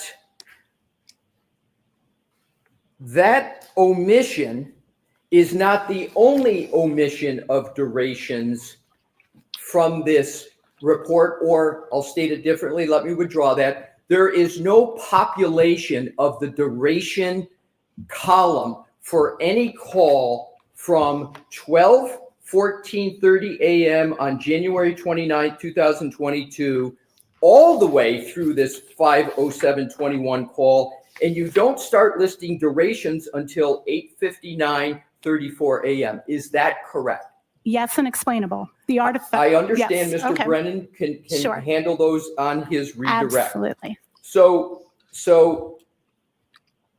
there's not a population of duration of calls after numerous early calls and phone, as you call it, interactive phone activity.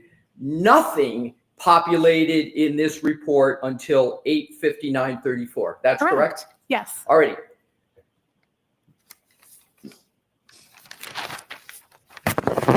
Now what I'd like to do is to turn to the 22740 artifact that was the subject of much discussion on direct. And I am going to refer to that as an artifact. Is that a parlance that is familiar to you? Yes. And if I refer to that as a timestamp also, is that a parlance that's familiar to you? Absolutely. So I can refer to 22740 as a timestamp, and you would find that parlance acceptable. Yes. Thank you. So I'm going to do that. Just to keep it simple, I'm going to refer to it as a timestamp. Now, you've been on this case working for the Commonwealth since May of 2023, correct? May 4th, 2023. That is correct. So you've been on this case for 2 years, correct? Not actively the entire time. But you started on this case in May 2023. You issued a report in May Correct. of 2023, correct? Correct. You issued a report in December of 2024, correct? Correct. After being rehired in November. Right. And you issued more reports in 2025, correct? That is correct. So all of that activity has been on this case, correct? All on this case. That And is that's correct. been all on behalf of the prosecution, correct? That is correct. None of that work has been done on behalf of the defense, correct? That is correct. So let us now go to the timestamp of 22740. Your opinions on what is the meaning of that timestamp have varied from May of 2023 until today. Is that correct? No, that is incorrect. Let's cover that issue. Sure.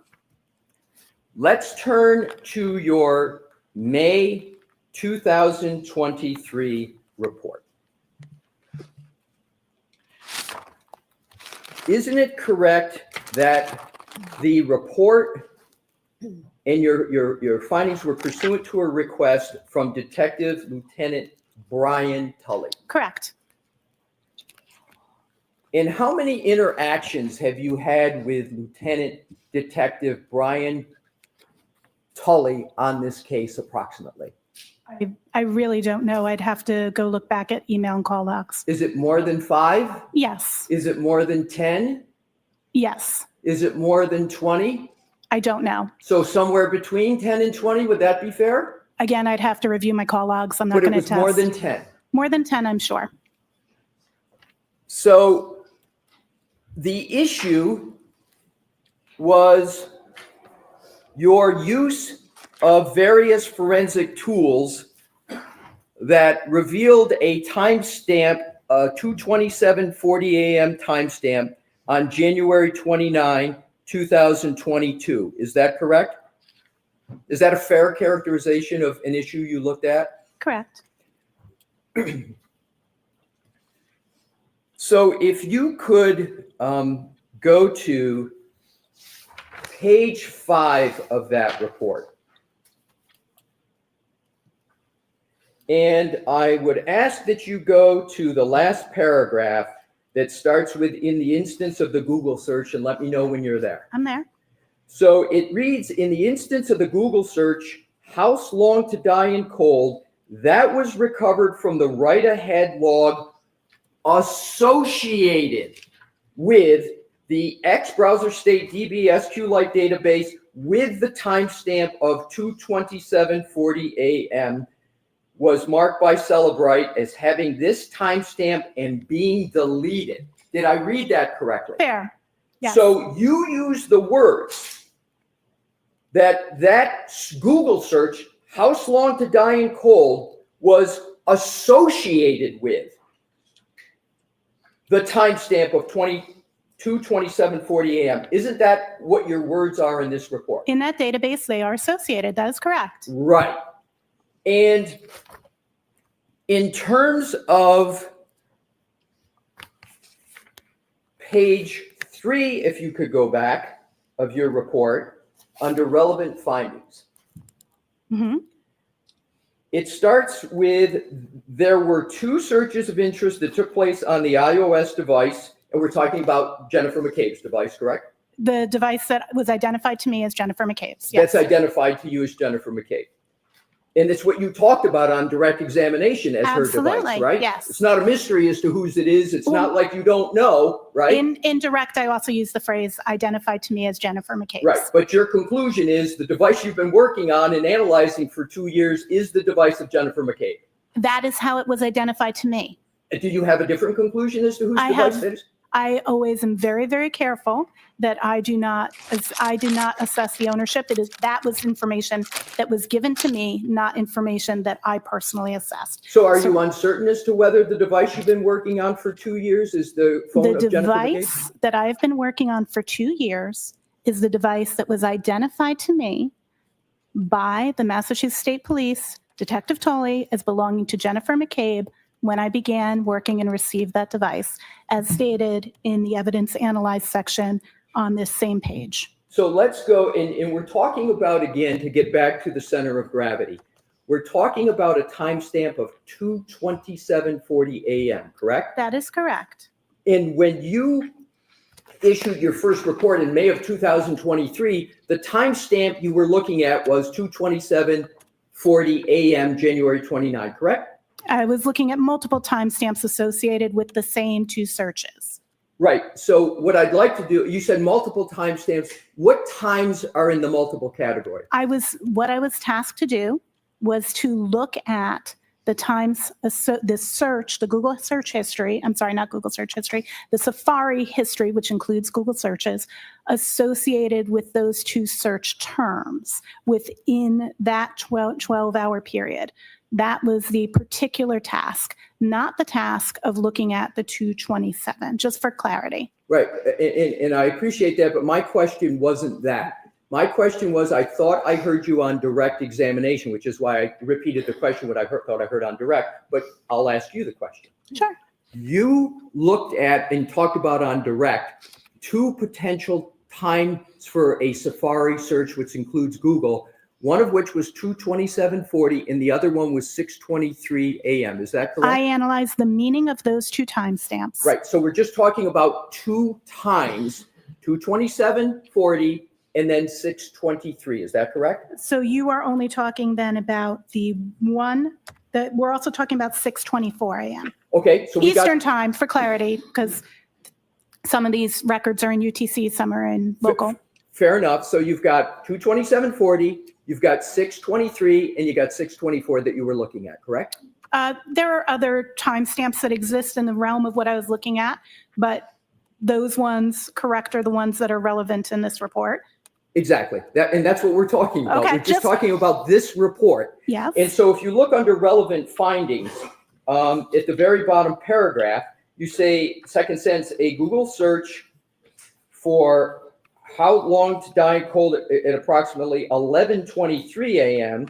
And then house long TIDIE in cold took place at 11:24. That is in UTC. I apologize for not having the timestamp format there, but that is the UTC time. The UTC time equivalent in Eastern Local Time would be 6:23 and 6:24. So to be clear, in your report, you wrote 11:23 a.m. and 11:24, and you didn't put UTC next Correct. to it, did They you? should. You are correct. That should say UTC. That is a typo. And there's a significant difference between 11:23 and 2:27:40, correct? 11:23 is UTC, so its equivalent in Eastern Time would be 6:23. The artifact of 2:27 is already in local time, so that is in Eastern Time. So what we would be comparing is 2:27 and 6:23 and 6:24 to be appropriate. They're taking into account the data storage and which ones are in UTC and which ones are in local time. I understand your explanation now, Perfect. but in this report, there is no UTC time down. You have two additional times in addition to the two times, two different numbers added to the two, correct?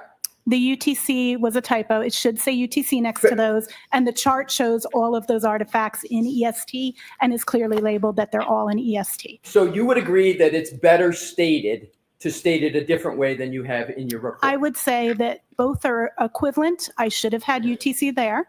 But yes, it's easier for the audience to speak in EST. I would say forensics examiners typically communicate in UTC, but we translate for our reports. And I should have either communicated that in EST or included UTC. I will definitely contend that. So in terms of your May 2023 report, your first report in this matter, Yes.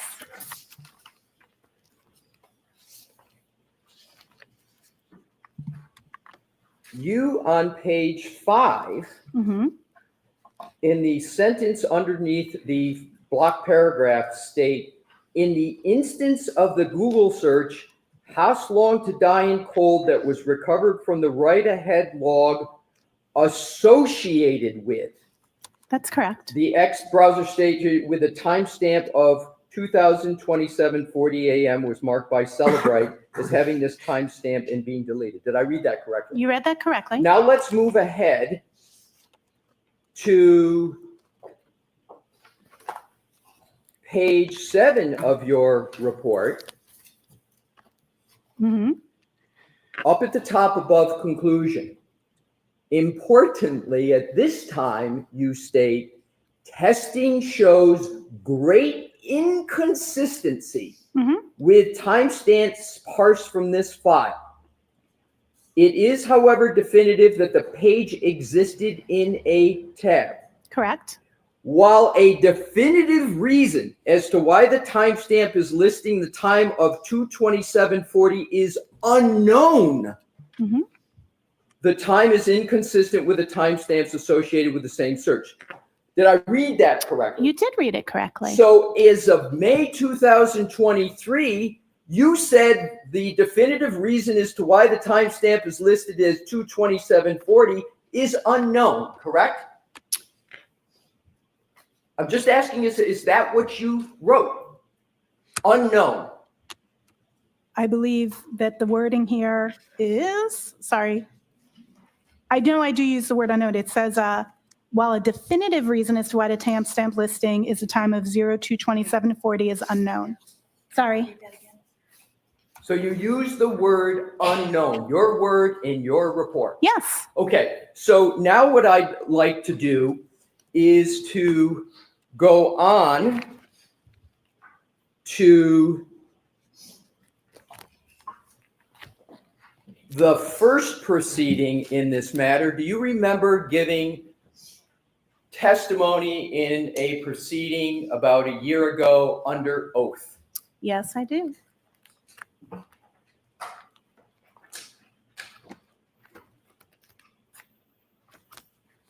I am now going to go to that testimony and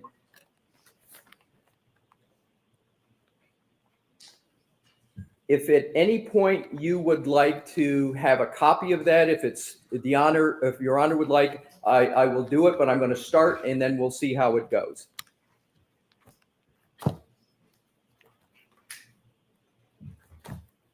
So, bear with me a moment. Do you recall in that testimony stating that you processed the image in several forensic tools? I use Celebrite Physical Analyzer, and then you list many other tools. Do you remember giving that testimony? We have a page. I'm sorry, Mr. Brennan, I thought I'd given it 1-12. My apologies if I didn't. It's June 14, 2024, page 1-12. You're welcome. So, do you recall giving testimony about the various tools you use for this timestamp? I do. And do you recall stating that those tools were commonly used digital forensic tools that are very standard?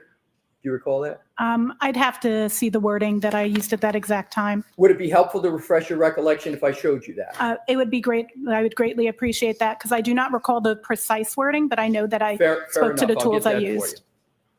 May I approach, Your Honor? Yes, Mr. Alessi, you offered a transcript. Do you have the whole I have transcript? the whole transcript if that helps. It might speed things along. Agreed. Okay. We have one. I'll provide it to the time. Ms. Hyde, I'm going to give you a transcript. Thank you. I appreciate it.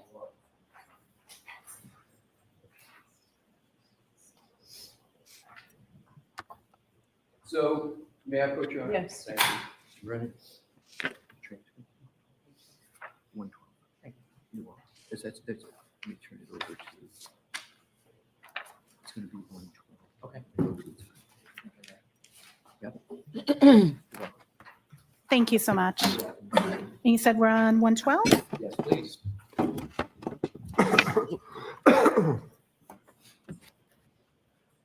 113, I see it. I see it's highlighted on the copy, so I Right, figured so that's the what I one. wanted to do, the reason I said 112 is that's where I Oh, started with my sorry. previous question. So I'm not going to repeat the question, but just to orient you, so you have a fair context for the questioning. Fair. So I started at the bottom, 112, now I'm moving to 113, and I'm starting with line 7. Do you see that? I do.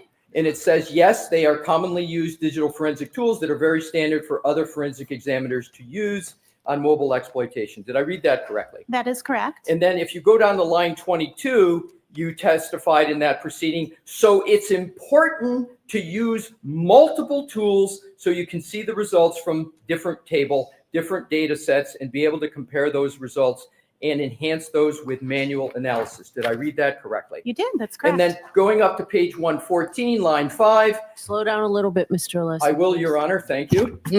Yeah. That's very, very typical for me to process with multiple tools to ensure that I'm getting the most complete interpretation from forensic tools. Of course, you go beyond that with your analysis, but it's absolutely pertinent to that. Did I read that correctly? That is correct. And then lastly, for this section at page 114, 17, the Sanderson tool is meant to look at specific type of data structures called the SQLite database. XQLite databases are very nuanced, and this particular tool allows you to take that database and explore it at a deeper level than the other forensic tools allow. Did I read that correctly? Yes, you did. Thank you. Now if we can go to page 124 of the very same testimony.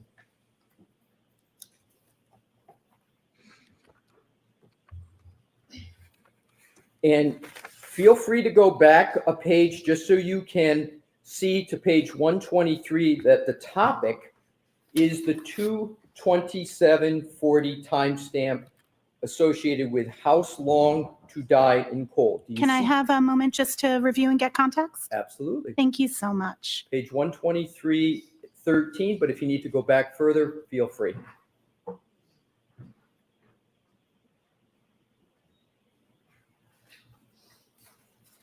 Okay, I'm good. Thank you. You're welcome. So what I want to do is start with page 1-23, and this is your testimony.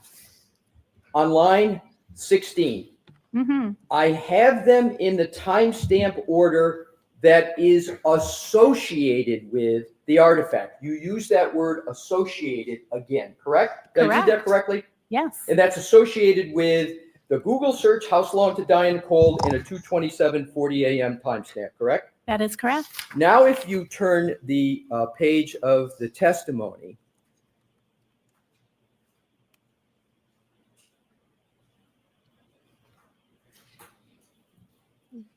you state back then that on page 124, line 1, the browser state DB is an artifact that speaks to when tabs are moved.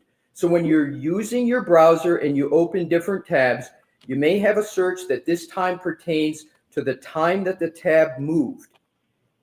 It could be lots of things. Did I read that correctly? You did. Not one thing. You said it could be lots of things, correct? That is correct. And then you go on in line 10 and you talk more, and then you go down to the bottom. You go down to line 20 and you testified, we cannot tell by this particular artifact what time that search occurred. Did Absolutely. I read that correctly? It's specifically pertaining to that particular artifact that give in browser state DB that does not tell us what time a search occurred. That is correct. Right. So you stated, and it was your statement then, we cannot tell by this particular artifact what time that search occurred, correct? That particular artifact. Okay, so now let's keep going.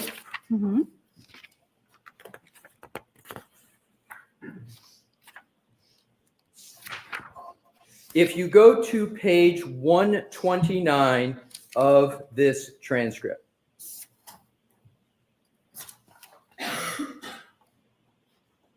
I'm there. at the top, Sure. line 1, 2:27 isn't necessarily one time when the tab was closed. That's in my report. I say it's undetermined. Remember, we were just reading your undetermined Absolutely. in your May 23 report? Correct. Because there's a lot of things that can cause that timestamp to be there, including tab being moved, tab being minimized. The next sentence. I don't know exactly what caused the tab to get that particular entry, but it's not, that timestamp is not indicative of the time of the search or any URL that's visited. But the first part of it is, I don't know exactly what caused the tab to get that particular entry. Did I read that correctly? You read 100% correctly. Thank you. Now, if we could turn to page 130 of your testimony. I need to object. The witnesses agreed to everything. What are you objecting about? He's being very methodical.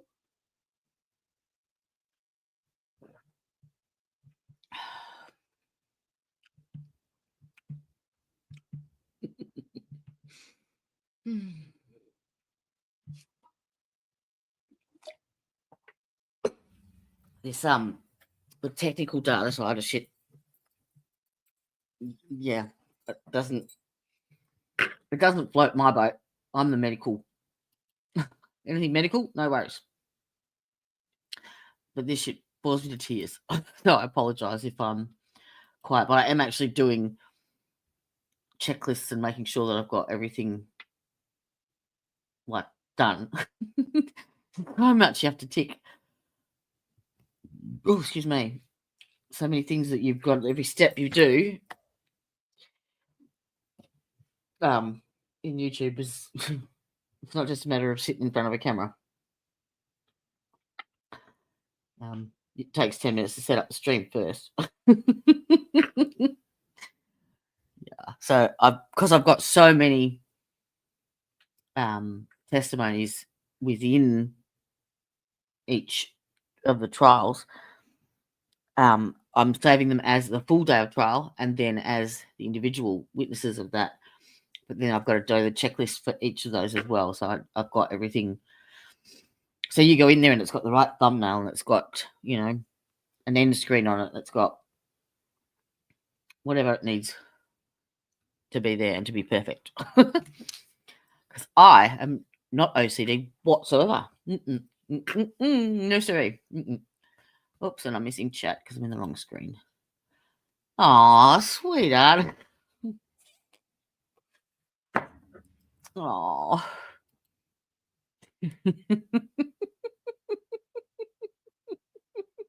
That was hysterical, wasn't it? All right, sold. Would you believe I've just put 2 team orders in? So I actually think I've got 6 free gifts or something like that. So Teresa, you didn't listen to a thing that I said last time. Oh, and Dave's gone. Oh, Dan's gone. Not one thing at all. Thank you. Now stop it. And did I see Una had in here before? He popped in and popped out. All right. Hang on. One thing to do. Now that I find it again, I've added so much shit in here. Oh Lord, most of it's all anti-Brennan stuff. Yay! Here we go. Out to the person that just gave us a super chat. This community is just the best. Love you all the different. So yay, we reached our goal. Woohoo! So Temu stream. I wonder if we've got a full week of court next week. I wonder. Wonder.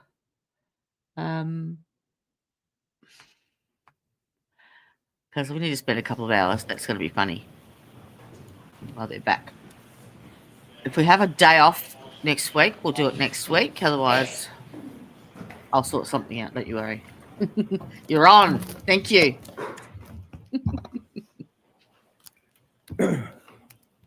Thank you for your patience, Ms. Hyde. Absolutely, sir. What I'd like to do is to go back to your that looks testimony. way in the better first in a proceeding, square. and we can My go background. back to page Look, 1-30. solar eclipse and everything. I am there. Thank you. So I am going to go back just because we spent some time and give some context. So we're talking about the 2:27:40 a.m. timestamp, correct, at this page location? We've been talking about that for several pages. Yes, that's correct. You're absolutely correct. We've been talking about it for several pages, and bear with me. I think this No may problem. be either the second to last or the last. So there you testify. I feel like I'm hiding. With regard, behind this. this was when you're referring to an artifact. You've agreed that timestamp is a fair synonym. You say on line 5. It's the smallest word that he's used means this whole it trial. wasn't in the regular database. It was in the write-ahead log. And to Celebrite's credit, that tool actually parsed the write-ahead log and displayed it where the other tools did not. So did I read that correctly, number 1? You read it correctly. So am I correct that here what you're stating is Celebrite was actually showing the 2:27:40 a.m. timestamp at that time during your testimony in the first On proceeding? that date, that is correct. Okay, Yes. so I just wanted to establish that, and you were Absolutely. giving Celebrite credit for actually showing that timestamp at that time of 2:27:40 at the time of your testimony back in June of 2024, correct? That is correct. Okay, so now let's go to page 1-36. 136, you said? 136, yes. Thank you. And on line 12, you note that so Celebrite and magnet axiom, and then you elaborate both Celebrite physical analyzer, which is a specific tool, right, of Correct. Celebrite, and magnet axiom, another specific tool, correct? Correct. Both have file system viewers that then have SQLite database viewers. And you skipping down to line 17, you talk about they don't allow for deep analysis of the write-ahead logs, which is why in my analysis I use the specialized Sanderson forensic browser for SQLite, correct? I read That is correctly? correct. So is it fair to say that what you did up to this point in June of 2024, with regard to the 2:27:40 a.m. timestamp on January 29, 2022, you applied a variety of tools to analyze the issue of when did the Google search occur, that you use the words associated with a Safari Google search, house long to die in the cold? There's a little bit of wording I would correct there if that's okay. Right, but so let me see if I can ask the question That'd be great. a different, more simple way. Thank you. You're welcome. So you used a variety of tools to analyze that house long to die in the cold search, correct? Plus manual analysis and testing, yes. Plus manual analysis and testing. Alrighty, now let's leave the testimony Okay. and let's go to your next report. And your next report is December 2024. Do I have, I have the it correct. chronology correct, Ms. That Hyde? is correct. So in December of 2024, Mhm. just approximately 6 months ago, you issued another report, correct? That is correct. And you got the request for that report also from the Norfolk District Attorneys, correct? That is correct. And you state in regard, well, that report regarded the analysis of the same timestamp, correct? Correct. To 2:27:40 timestamp. Mhm. And in that report, under relevant findings, you state, and this is December of 2024, so it's from your May 2023 report, it's approximately a year and a year and a half. Is that approximately from your May 23rd report? Approximately a year and a half? Yes. So a year and a half after what we just reviewed in your May 23rd report, and then just months after the testimony of June, right? So about 6 months after your 6 months later. June testimony that we just went through, you went and looked at this issue again, correct? That is correct. And isn't it correct that when you were asked to look at the same timestamp in December of 2024, that Celebrite removed the timestamp from their tools? Celebrite did remove that timestamp from the tool. That is correct. Okay. And that timestamp was the subject of extensive reports and testimony that you participated in the first proceeding, correct? That is correct. And even though that timestamp, 2:27:40 a.m., that showed up in Celebrite tools, Magnet Forensic Axiom showed up, that was removed by Celebrite, correct? Celebrite no longer reports it. The evidence is still in the data. I want to be clear, just that it doesn't change the data. They just removed it from their automated parsing and reporting. Right, so they Correct. removed it from their automated parsing and reporting, correct? Yes, they did. That is correct.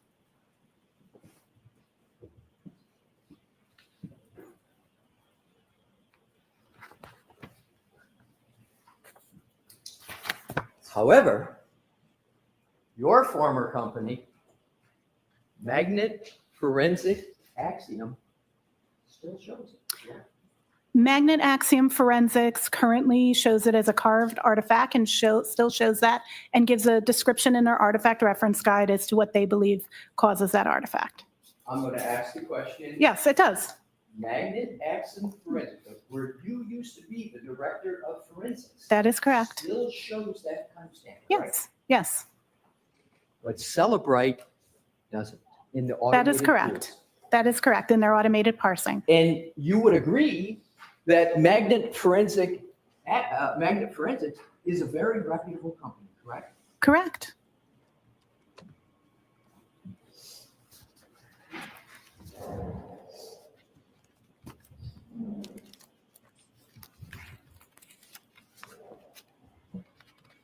Let's go back to your December 2024 report.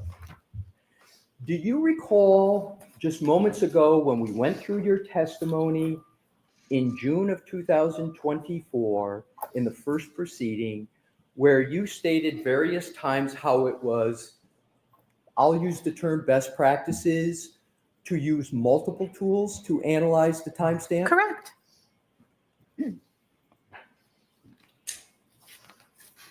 And you used many tools back then to analyze that timestamp. And you testified to those many tools on your direct examination, correct? Correct, yes. However, in December of 2024, when you returned to analyze the 2/27/40 timestamp, how many tools did you use to analyze that timestamp? Can you give me just a number? How many tools? At least 4. Well, in your report, let's go to your report, what your report says. Mhm. So in your report, you state that under relevant findings, do you not, that review of data from Celebrite shows that the artifact of a Google search from a Safari suspended state tab with the search term house long to die in cold, and I'm going to skip over, in addition to my own previous report, no longer shows a last visited timestamp. I think that is not clear. The skipping there makes it sound like my report no longer shows that, and that's not what's That's a stated. fair statement. That's a fair statement. Let me rephrase it this Thank you. way. You're welcome. In this report, Mhm. you speak about Celebrite release reports, correct? Are you referring to the Celebrate release notes The that come release out? notes at the bottom, Perfect. right? You referred to that? That's correct. And that release note states that Celebrite has removed the timestamp value from records, and I'm assuming that's a reference to Celebrite. Celebrite no longer parses that result. That is the statement in this report. Correct. Right. And so I'm going to go to page 4 of your report. For sure. I'm there. And I'm going to go down all the way down to the conclusion. In that report, is there reference to any company other than Celebrite in this entire report? In this report, no. Okay, thank you. Now let's go to your prior testimony in the first proceeding, where you said that it was important to use multiple tools. Absolutely. Do you still stand by your position that you've given today and that you gave in June, that it's important to use multiple tools? Absolutely. Now let's go back to the issue of the extraction of Jen McCabe's phone.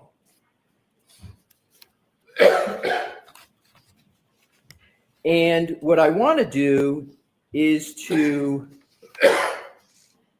cover a concept and see if I've got this correctly. Are you familiar with the phrase Apple source codes? I'm sorry. Can you please repeat? No worries, sir. Are you familiar with the phrase Apple source codes? Apple's source code? Absolutely. Yes. And isn't it a fact that Apple keeps its source codes proprietary, meaning very few people have access to it?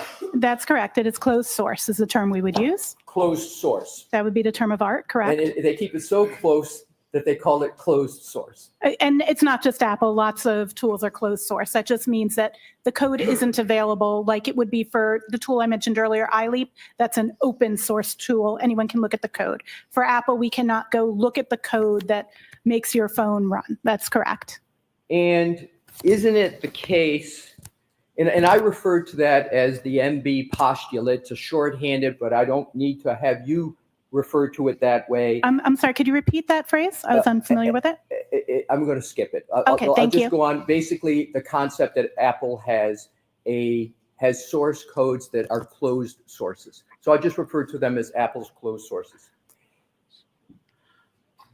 Wouldn't the best information about when a search occurred, what it's associated with, wouldn't the best information be in the Apple source code to answer that question? It is acceptable in digital forensic science and in accordance with the NIST Science Foundation papers to conduct testing to determine how the functionality of something works. You do not need access to the source code to be able to speak to an artifact. My question isn't that. My question is, isn't the best place the best place to go is to the Apple source codes themselves? Or are you saying these physical analyzer tools are just as good, and the information they pull is just as good as an Apple source code? Those are very, those are incongruent statements. Apple source code is not a healthy way to do an examination because it would be so onerous, and we do not know the level of documentation. We don't know the language. That is not necessarily the most effective way to determine what data is. Forensics tools parse results of how data is. They don't interpret them. The examiner interprets them and provides meaning. And I would like to state that those three things should not be conflated. They are very individual concepts. I think you misunderstood my question. I probably did it because that's what I was seeing. My question is this. Isn't the best source for information about data in an iPhone contained within Apple source codes? Not necessarily. Because that doesn't perform, operational performance is a better source in a practical sense to being able to determine what something is, as opposed to zillions, and no, I don't know the number because it's closed source, lines of code that may or may not have different levels of documentation. Apple themselves wouldn't be able to, any individual there who has access wouldn't know every feature of how every element works. Testing through the methodologies described in NIST is the accepted methodology in our science, not reviewing the source code. I'm going to try it a different way.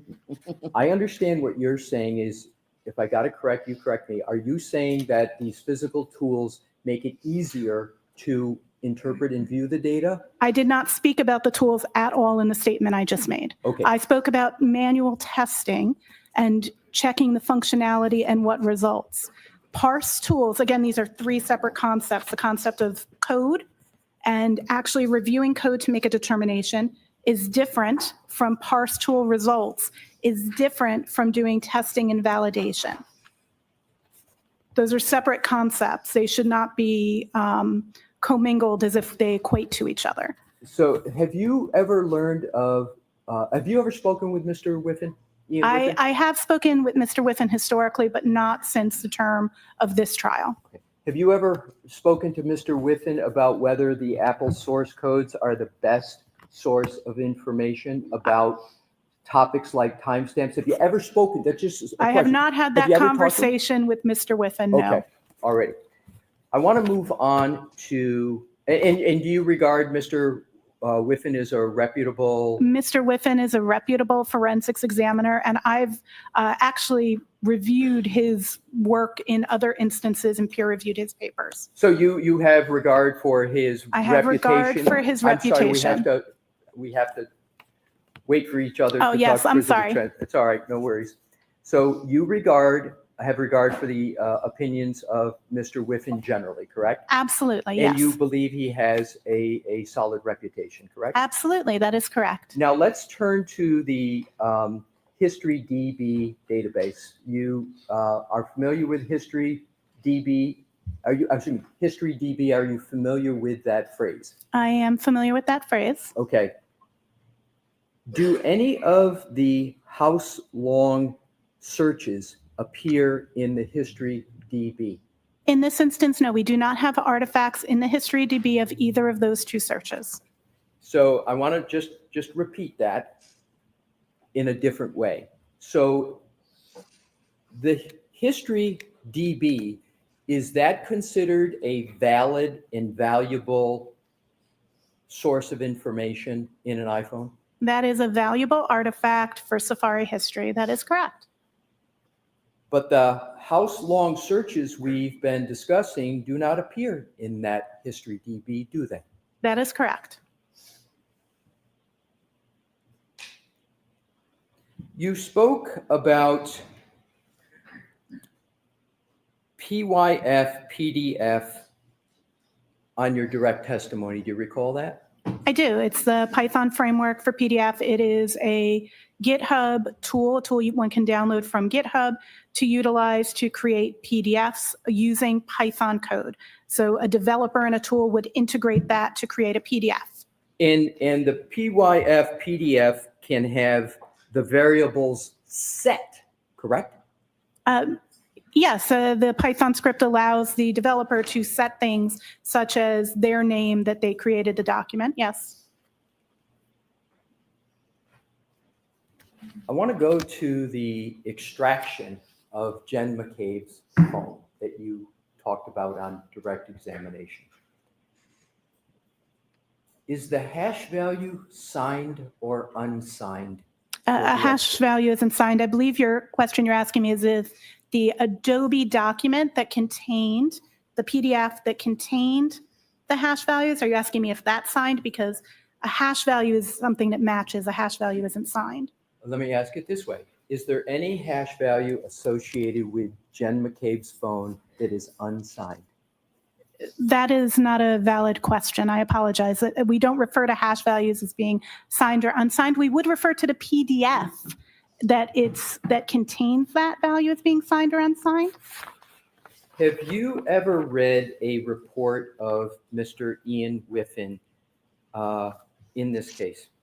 I have, but I have to be clear, I have not read all of Ian's reports. I've only read some, so I don't know if I read some of his earlier reports. Do you recall reading a report of Mr. Whiffen where he references a hash value being unsigned associated with the iPhone of Jennifer McCabe? Can I see said report so I can validate if I did or did not? I'm not sure based on just that, because I wouldn't use the term hash value being signed. I did see a report in which Mr. Whiffen spoke to the PDF not being signed. I just want to try to shortcut this and work off your last statement. You're now saying you do recall seeing a report of Mr. Whiffen where he said a PDF was unsigned? I need to see, I do remember him referencing the PDF. I would need to see the report, especially since the characterization of hash value being unsigned is not a term of art that I am familiar with in our field. Let me ask if you agree or disagree with this statement. This value can be used to compare with the original hash calculated at the time of extraction in order to validate the extraction data. However, this requires authentication of the original hash value, which is not possible with gray key extractions, as the PDF containing the extraction hash value is unsigned. Therefore, this hash value could be used as a suggestion of authentication, but cannot be guaranteed 100%. Do you agree or disagree? His statement there says the PDF is unsigned, not that the hash value is unsigned. Right, but it's nonetheless unsigned, correct? The PDF is not signed. That is a correct statement. Gray key PDFs that purport that value are not an Adobe signed document. Do you know the history of the extraction of Jen McCabe's phone? It's yes or no. Can you provide more clarity? What do you mean? Do you mean from the time the image was made? Do you mean from the time the device was received? because I don't know the information pertaining to the receipt of the device into evidence. And then I only have the documentation of the image forward. So I want to be clear about what period we're talking about. It's an excellent point, and I am going to follow up with some questions. Okay. In an extraction, doesn't the extraction from a phone start with the raw data, raw image? Tell me, when someone brings a phone in, what's the first step that gets taken in order to do a full file extraction? What's the first step? It depends. There's got to be steps with regard to network isolation. I need to know if the device is AFU or BFU at that point. So I don't have that information from this case, if that is the question. I get from the image forward. So what I'd like to do, and this may be my last section of questioning, I'd like you to describe the ideal situation as to getting the most reliable data from an iPhone from the start. What's the most reliable way to do it? I would say the most reliable way is following the recently released SWIG-DE Scientific Working Group on Digital Evidence document on best practices of evidence handling, preservation, and imaging. I may have that title slightly out of order, but it is the document released this January. And tell me what that is. Sure. In that, the first thing, from which point are we starting? Are we starting like extracting the data using a tool, or are we talking on scene, taking the device into evidence? The latter. Okay. So the first thing you're going to do is you're going to ensure that you are isolating the device. This is also going to depend on condition from the network. So typically this would be done with a Faraday enclosure in a best practice. However, there are alternative ways of isolating from the network, such as disabling all of the communication protocols, such as Wi-Fi, airplane mode, etc. The next step, once you've isolated, but prior to, you also want to make sure you're continuing battery stat. So if a device is on, you want to keep it powered on. If it's off, you want to keep it powered off. That's a general statement. So the best way to do that is to attach a battery charger. Just like when your battery runs low, you plug in a charger in the back of these battery packs. We do that with that before we put it in the Faraday bag. A Faraday bag is an enclosure that blocks signals from coming to the device. This is so a remote wipe command couldn't be sent, or so that more data isn't received to the phone, because phones are live and constantly obtaining data. So we're going to have it with a battery pack in the Faraday, presuming it was on. Again, I don't know the status of this device. The next steps are going to depend on what state that device is, and what make and model that device is, and what the current support for that device is. There are multiple types of extraction methods of phones. In the modern day on iOS, a full file system image, what we had on the devices in question in this case, is considered the gold standard because it has the most robust information.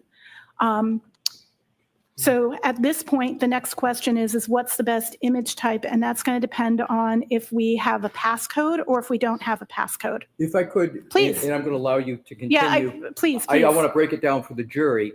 So what I now want to do, you've stopped at a certain point, but you've talked about securing, what I would call securing the phone, right? And then making sure that there's no data swipes. You talked about airplane mode, Faraday bag, Faraday box, right? Do you know whether any of those protocols were followed for either the iPhone of Jen McCabe or John O'Keefe? As I mentioned, I was not there for those processes. I don't have documentation of it. As mentioned, what started where my receipt of the device is from the image. Exactly. So you don't know. I can't testify to processes I did not or was not available or aware of. Fair enough.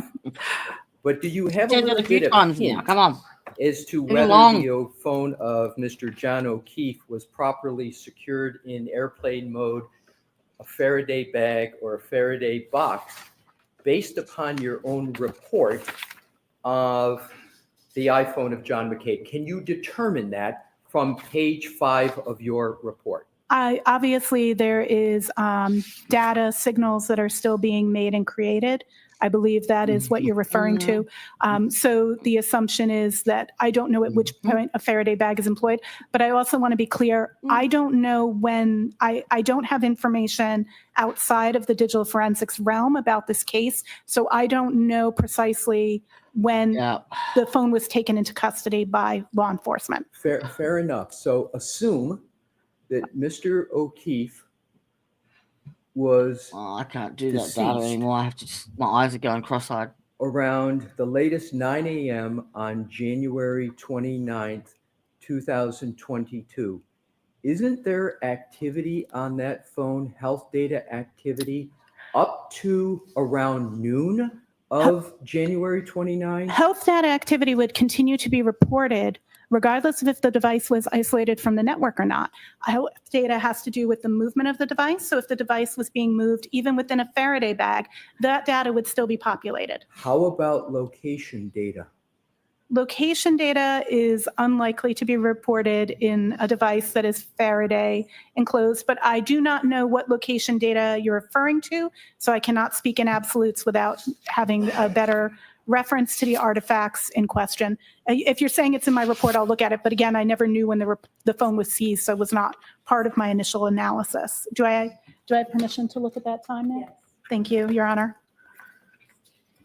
So bear with me. It's a big report, as you know. It is a big report. I think RSC's just fallen in love. And it was at the bottom of my stack. Pardon me? All right. It was at the bottom of my stack. I had to lift up the other ones to find it. All right. So, Your Honor, may I assist and point her to a page? Sure. That'd be Thank great. you. If you could turn to that report on your page 47 and continue on to page 50. I do see incoming data that is consistent with the device not being Faradayed, such as the receipt of SMS messages, notifications from Ring, etc. So, the iPhone of Mr. O'Keefe was not secured in the manner you described before we got to this, as would be the best practice with regard to getting the most accurate data from a phone. That is, once it comes in, that it's to either be put in airplane mode, Faraday bag, or Faraday box. That's correct. By your own report, you see activity. I do see activity. It was not Faradayed. Faraday prevents wiping of the device and additional data. So actually, in this instance, it doesn't appear that the device was at risk of wipe because it was not wiped. And we actually have more data because we get to see the data that continue to come into the device. I'm not saying that's in accordance with best practice. I'm saying that that's what I see based off of what you just had me review in the data. It sounds like you're trying to justify. Oh, I'm not if trying to right or justify. wrong, you tell me. It sounds like you're trying to justify the fact it wasn't secured. Am I correct? Or No, you're incorrect. I'm just stating we have, you asked if we had more data or less data. We actually have more data with it not being Faradayed, but no, best practice would be to Faraday. that I wasn't my 100% question. agree. My question wasn't, is there more or less data? My question was simply, doesn't your own report Sure. show activity up until noon on January 29, 2022? Correct. And for clarity, my scope was till noon, so I don't know if there was activity beyond that. Right, but as far as your scope goes, I want to be clear. Yeah. There is activity on Absolutely. this phone. Absolutely. Which shows that it was not put in airplane mode, it was not put in a Faraday bag, and it was not put in a Faraday box, and that failure is not best practice. Correct. It is not in accordance Thank with you. the best practices. I agree. I would have Faradayed it. Thank you. So If I, that's presuming all okay. things. I have no further questions. Thank you for answering thank my God. questions, Ms. Hyde. Thank you for your Lord. questions. Have a great day. Redirect. Thank you.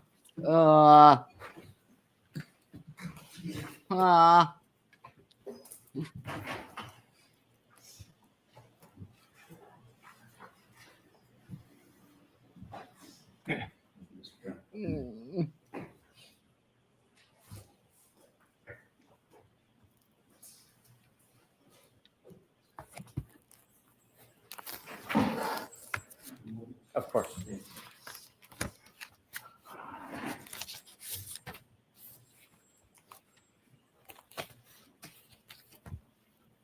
Whenever you're ready.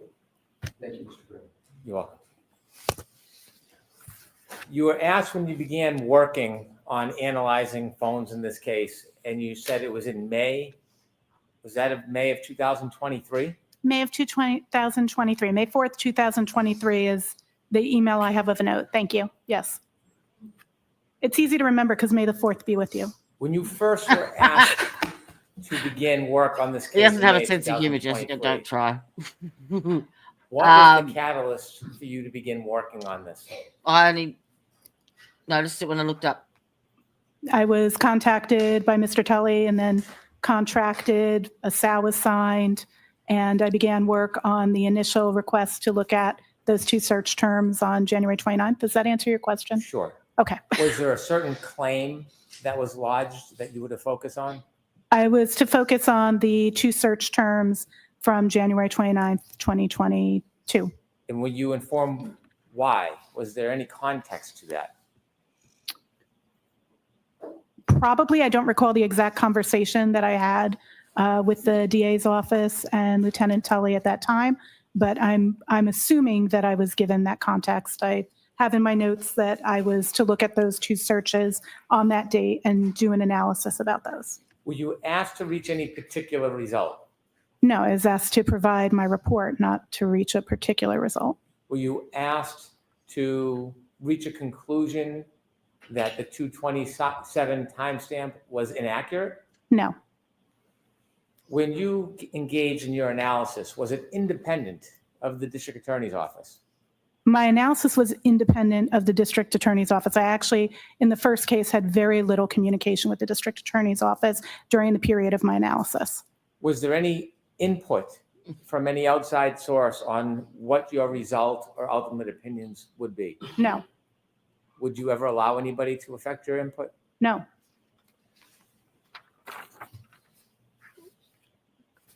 Throughout the course of your efforts with this phone, have there been changes to software? Absolutely. As mentioned on direct, software updates are near monthly. I want to ask you about changes to the Celebrite software.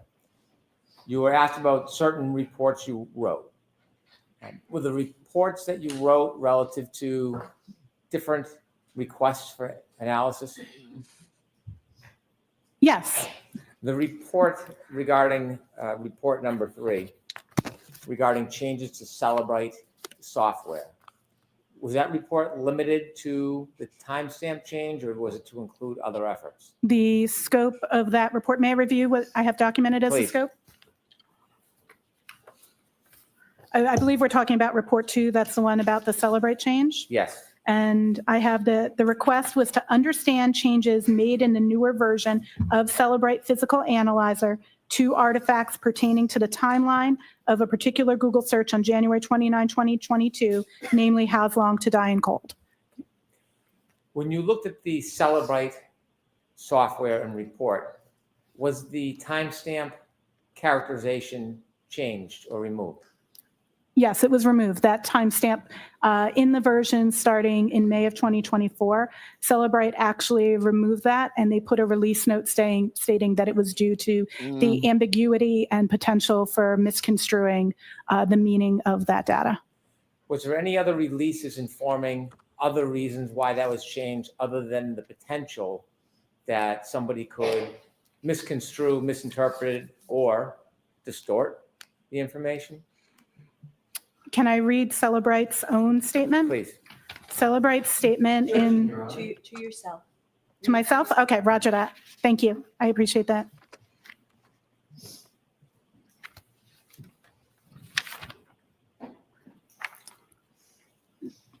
Can you Could repeat the share with question? us, Em? was there any reason other than the concern about misinterpreting or distorting? They said that So what's your understanding? my understanding is that it is not a reliable timestamp, and that is why Celebrate removed it. You were asked about Axiom. Axiom, is it the same or different? Magnet Axiom and Celebrate Physical Analyzer are two different tools that both do forensic analysis of mobile phones. You were asked whether Axiom still has a timestamp that was similar to Celebrite before the change. Axiom shows what I spoke to on direct, where they have it as a parsed versus carved result. And so that particular result shows in the suspended state DB artifact as carved. Do companies like Axiom and Celebrite give releases, updates, information about how to interpret their reports? So Axiom actually has a document that's released with it called the Artifact Reference Guide. And that actually gives a brief description of the fields and of artifacts. All tools, when they release new artifacts, they put out in a release notes. Not all artifacts are clearly documented that are parsed. However, all of the vendors regularly put out webinars and blog posts that explain their new artifacts, but not necessarily all. Is there any releases or cautions from Axiom on the same issue about misinterpreting a timestamp? Axiom, in their artifact reference guide for this artifact, does speak to the possibility of misinterpretation and states that the timestamp can be earlier than the search had occurred based on what different reasons could cause that timestamp. Let me ask you about a Faraday bag. You said that best practices is to isolate an item in a Faraday bag. That's correct. Do you have any information, or did you know the travel of Mr. O'Keefe's phone that night or where it went after? I'm sorry, can you clarify the time period? On January 29, 2022, from say 6:04 in the morning until later that afternoon. I did not have access to that information. When you analyze data from certain devices, are they always placed in a Faraday bag immediately after an incident? There's a lot of times when this is situation dependent. An example of when you would not put something in a Faraday bag is when you have a deceased victim and you're going to be using their biometrics to possibly unlock the device. Because a Faraday bag is enclosed and then can't be opened, if your intent, if you don't have the password, is to use a deceased person's fingerprint to unlock the phone, we don't want to put the person's finger in the Faraday bag. So usually those phones would not be Faradayed, but they would typically have airplane mode enabled or SIM card removed. But no, SIM card removed doesn't actually work on iOS, so I won't get into that.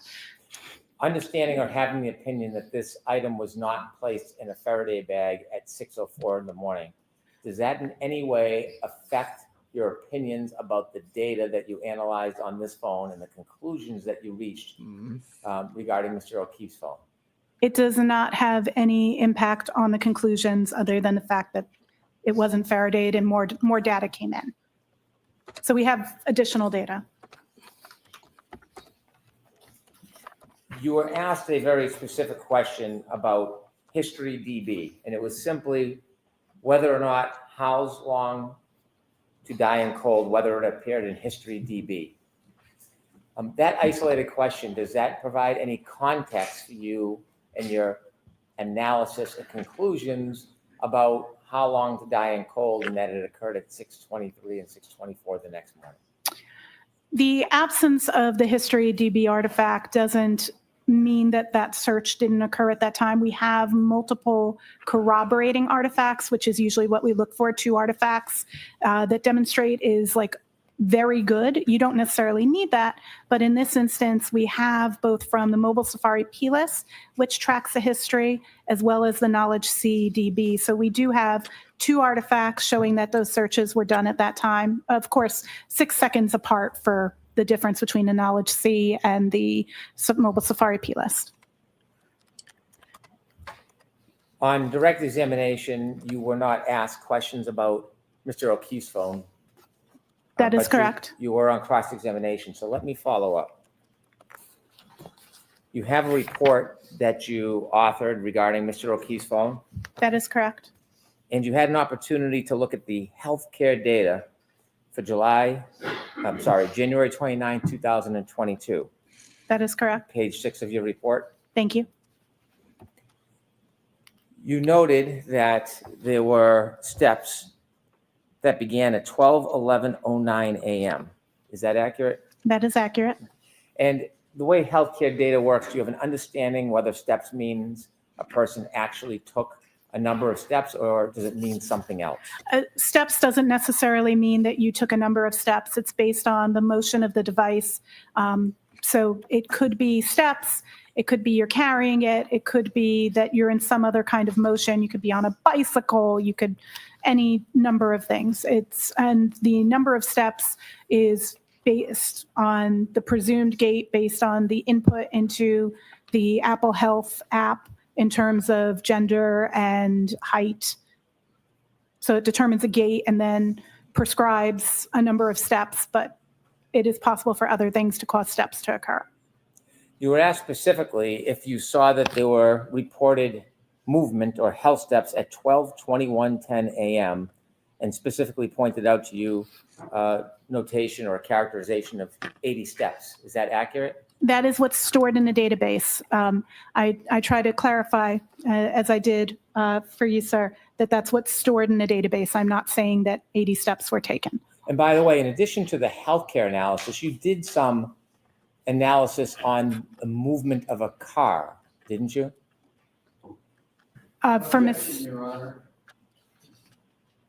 I'm going to deny that question. Can these health steps occur if somebody's holding a phone while traveling in a car? As mentioned in my report, it's caused by motion. It could be various motions that could cause it. You could be using an elliptical, you could be in a vehicle, you could be on a bicycle. It's not necessarily steps taken. Based on your analysis of Mr. O'Keefe's phone and the report that was pointed out to you in cross-examination, do you have information or opinion where Mr. O'Keefe's phone was located around 12:21:10 while those steps registered? Objection, Your Honor. So, That's beyond the scope of the class.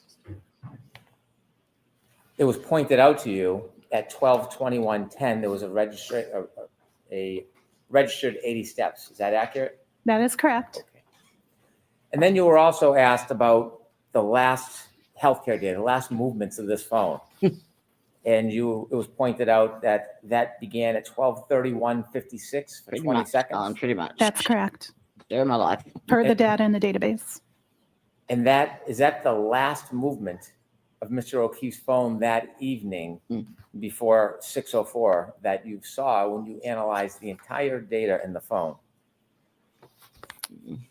May I have 1 moment to review? Yes. No, hurry the fuck up. Yes, I do. And I ask way too much of her. Way. And I feel really bad. That appears to be the last before the 6 a.m. hour.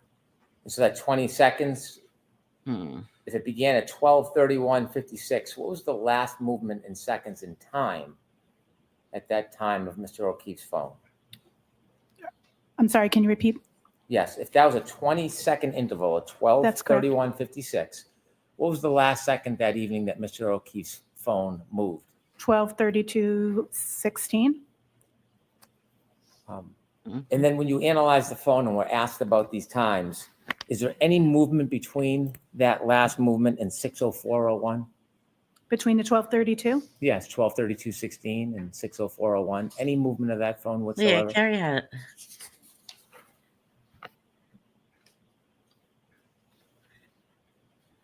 I do not have anything supporting that in my report. Do you know what was going on with Mr. O'Keefe's phone at I thought Carrie took 6:04:01 it. a.m. on the morning of January 29th, 2022? I do not know precisely what was happening with his phone at that time in terms of movement. If that's, or are you asking me? I'm sorry. Can you? Mr. Brennan's questions, where That wasn't me. Look, you my hands up. said that the issue with regard to Mr. O'Keefe's, or just generally your proposition, that there was no impact on your conclusion because more data had been obtained. Did I get that correct? I believe my statement was there was no impact on my conclusion with the fact that it had not been in a Faraday. Right. So isn't it, though, the case that when a phone's not in a Faraday and is therefore active, data can be overwritten? Yes. So if data can be overwritten when it's not in a Faraday, you can lose that data, correct? Is there data that we're concerned? Yes, theoretically. Yes.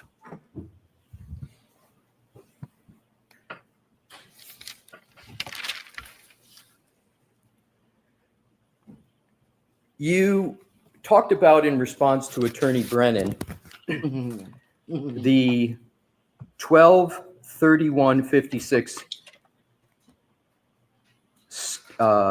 steps, and My kitties have you gone. said the last, according to you, last movement 12/32/16. Do you recall those questions?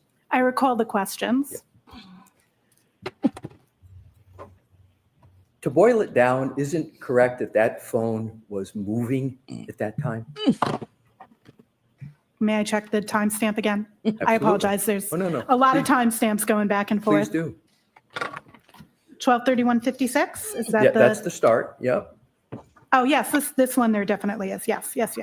So, doesn't matter what kind of movement, but that phone was moving starting at 12/31/56 and still moving until 12/32/16 a.m. on January 29, 2022, correct? Yes, Thank you.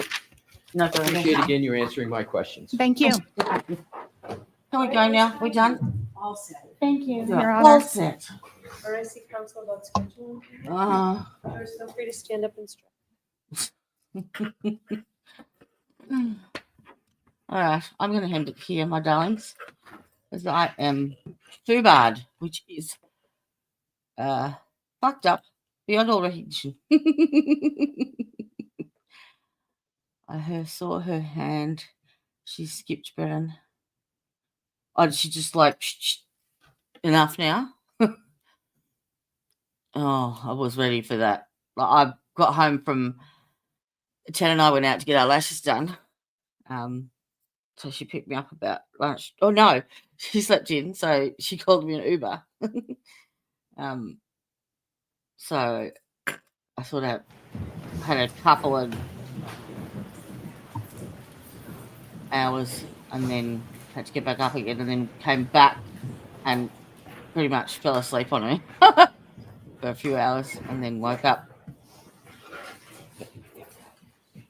Oh, more? Oh, God, May I? Brennan. Yes. I would like to play clip 15, please. All right, I've had enough. I'm going to wipe my ass with you. Totally wasn't Jen McCain. Jen McCain, it's me or her. Either I'm going down, Jen, or you are. Oh, them's fighting words. So, folks, I talked to the lawyers briefly about scheduling in sidebar, and I'm told we're actually ahead of schedule. So Oh, with that, rather than beginning a witness who's probably going to take a while, we may as well let you go and enjoy the rest of this beautiful afternoon. So we're on schedule, ahead of schedule. We're going to reevaluate that tomorrow, and I will see lawyers in sidebar asking for as well about talk a little bit about scheduling. Those same cautions, please do not discuss this case with anyone. I might just wait for the Don't do any scheduling because independent that'll give me an research or idea investigation into this of case. what. If you happen to see, hear, or read anything about this case, please disregard it and let us know. Be very careful with your social media use. We'll see you tomorrow morning. Thank you. All right, Isn't that something that you dig the ground with? And who else wore their Why not? onesies?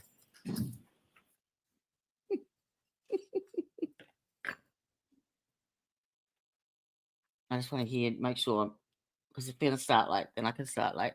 Or if they have it in a half day, then I don't have to get up early. Ish. Capici? Yes, I'm ready for bed. I'm not even going to take my makeup off. That's how exhausted I am. It's going to take me half an hour to turn all my lights off. And I'm still battling the NDIS during the day. I'm still filling out ABOs and reports for the burglary. Because there's a hearing in June. I I hadn't even managed to talk to my mum for 2 weeks. I was supposed to ring my girlfriend's partner for his birthday yesterday. And it's 10 years. And that same girl. I've got 2 friends that I regularly see. And their birthday is the exact same fucking day. So I'm going out for dinner with Tan Friday night, which is her actual birthday. So yeah, if you maybe we should do like a, she's still here. Maybe you should send me like a happy birthday message or something, and I'll compile it together and make a video for her on Friday. Put it up. So tomorrow I don't have anything on. I don't think. I really don't think I've got anything. It's Thursday. Yes. I think so. Friday. She wants to get her hair done before the party. And she's making me come with her. I'm like, I can't. I've got the money. She goes, you go with me. Are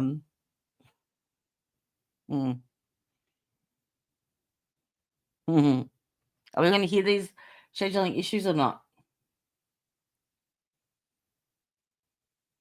Surely the jury is fucked off by now.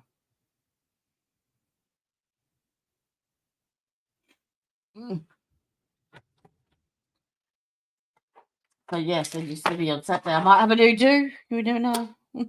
I'll just get my regrowth done. That's all. Let's go. It's grey. Mostly grey. But I normally do it myself. It's a bit wild because I washed it today. Day 2 is normally settles down a bit. I finally got someone to give me a hand a few days a week now, so I've got another 3 hours a week that I have to pay for, but it's at a subsidised rate, so I'll take it for now because that's all I can do.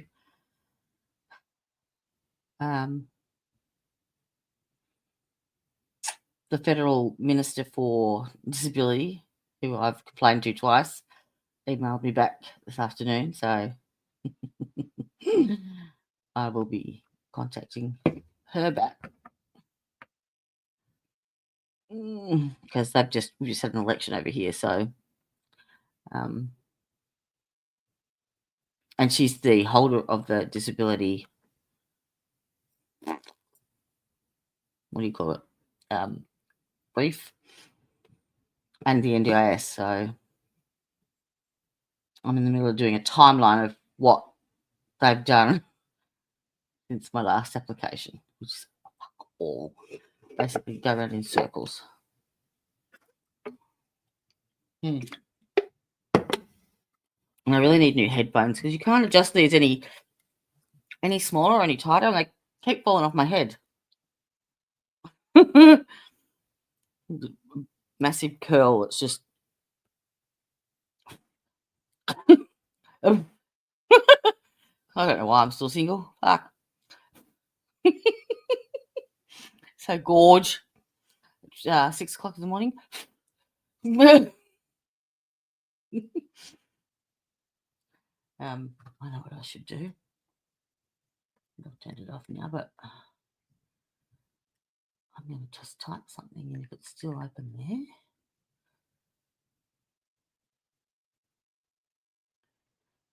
Yeah, I was saying to Tam the other day, I really need a another screen, or at least a bigger one, to fit more tabs open, because I just can't see what I'm doing.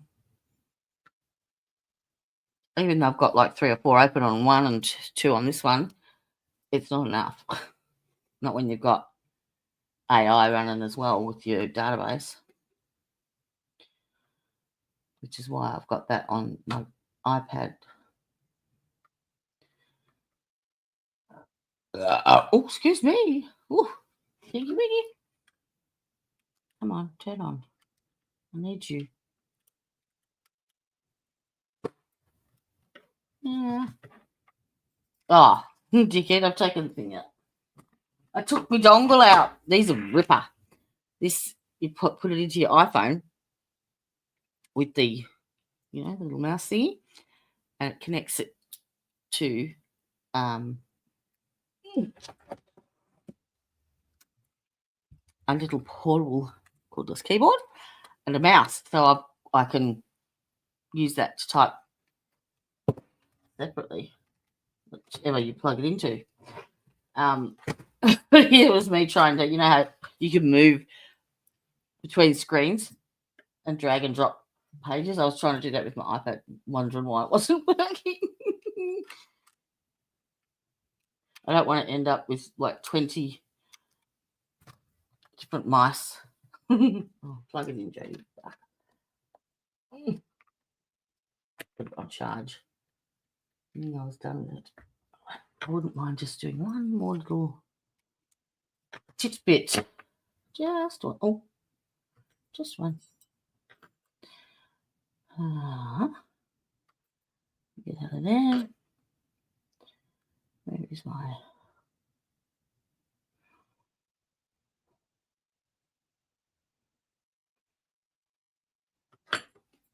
Monday, ha, ha, ha, ha.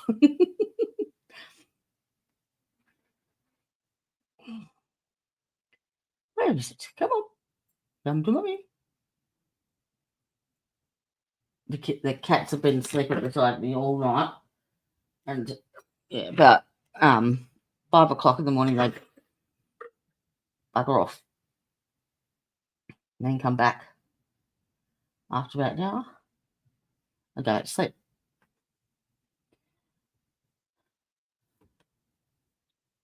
I know you're here.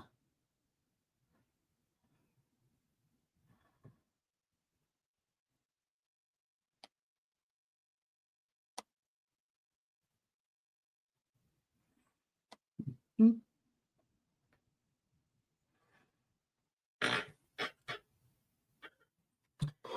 the keyboard off.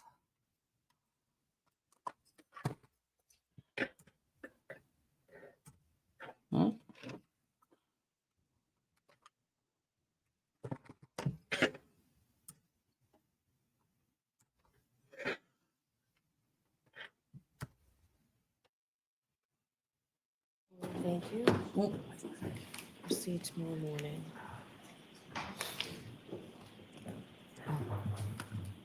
Do you have to sign my signature? Looks like we're on for 9 o'clock tomorrow. By the sounds of things. All right, my lovelies. Thank you again, of course.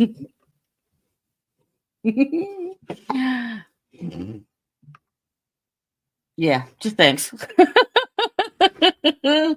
And to you too, my darling. Yeah, it has been a long week.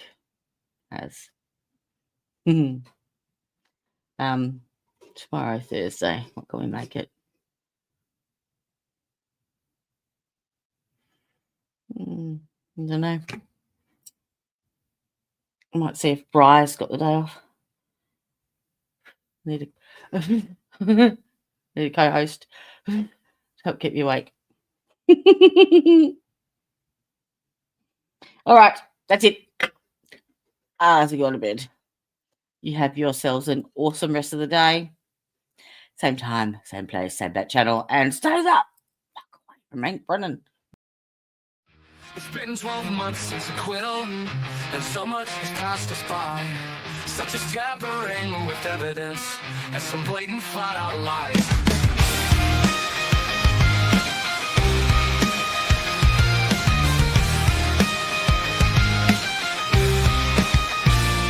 I bet he wears those silky undies, the ones with that chain made of lace. So you can bring in Massachusetts, 'cause we all ain't got no quit.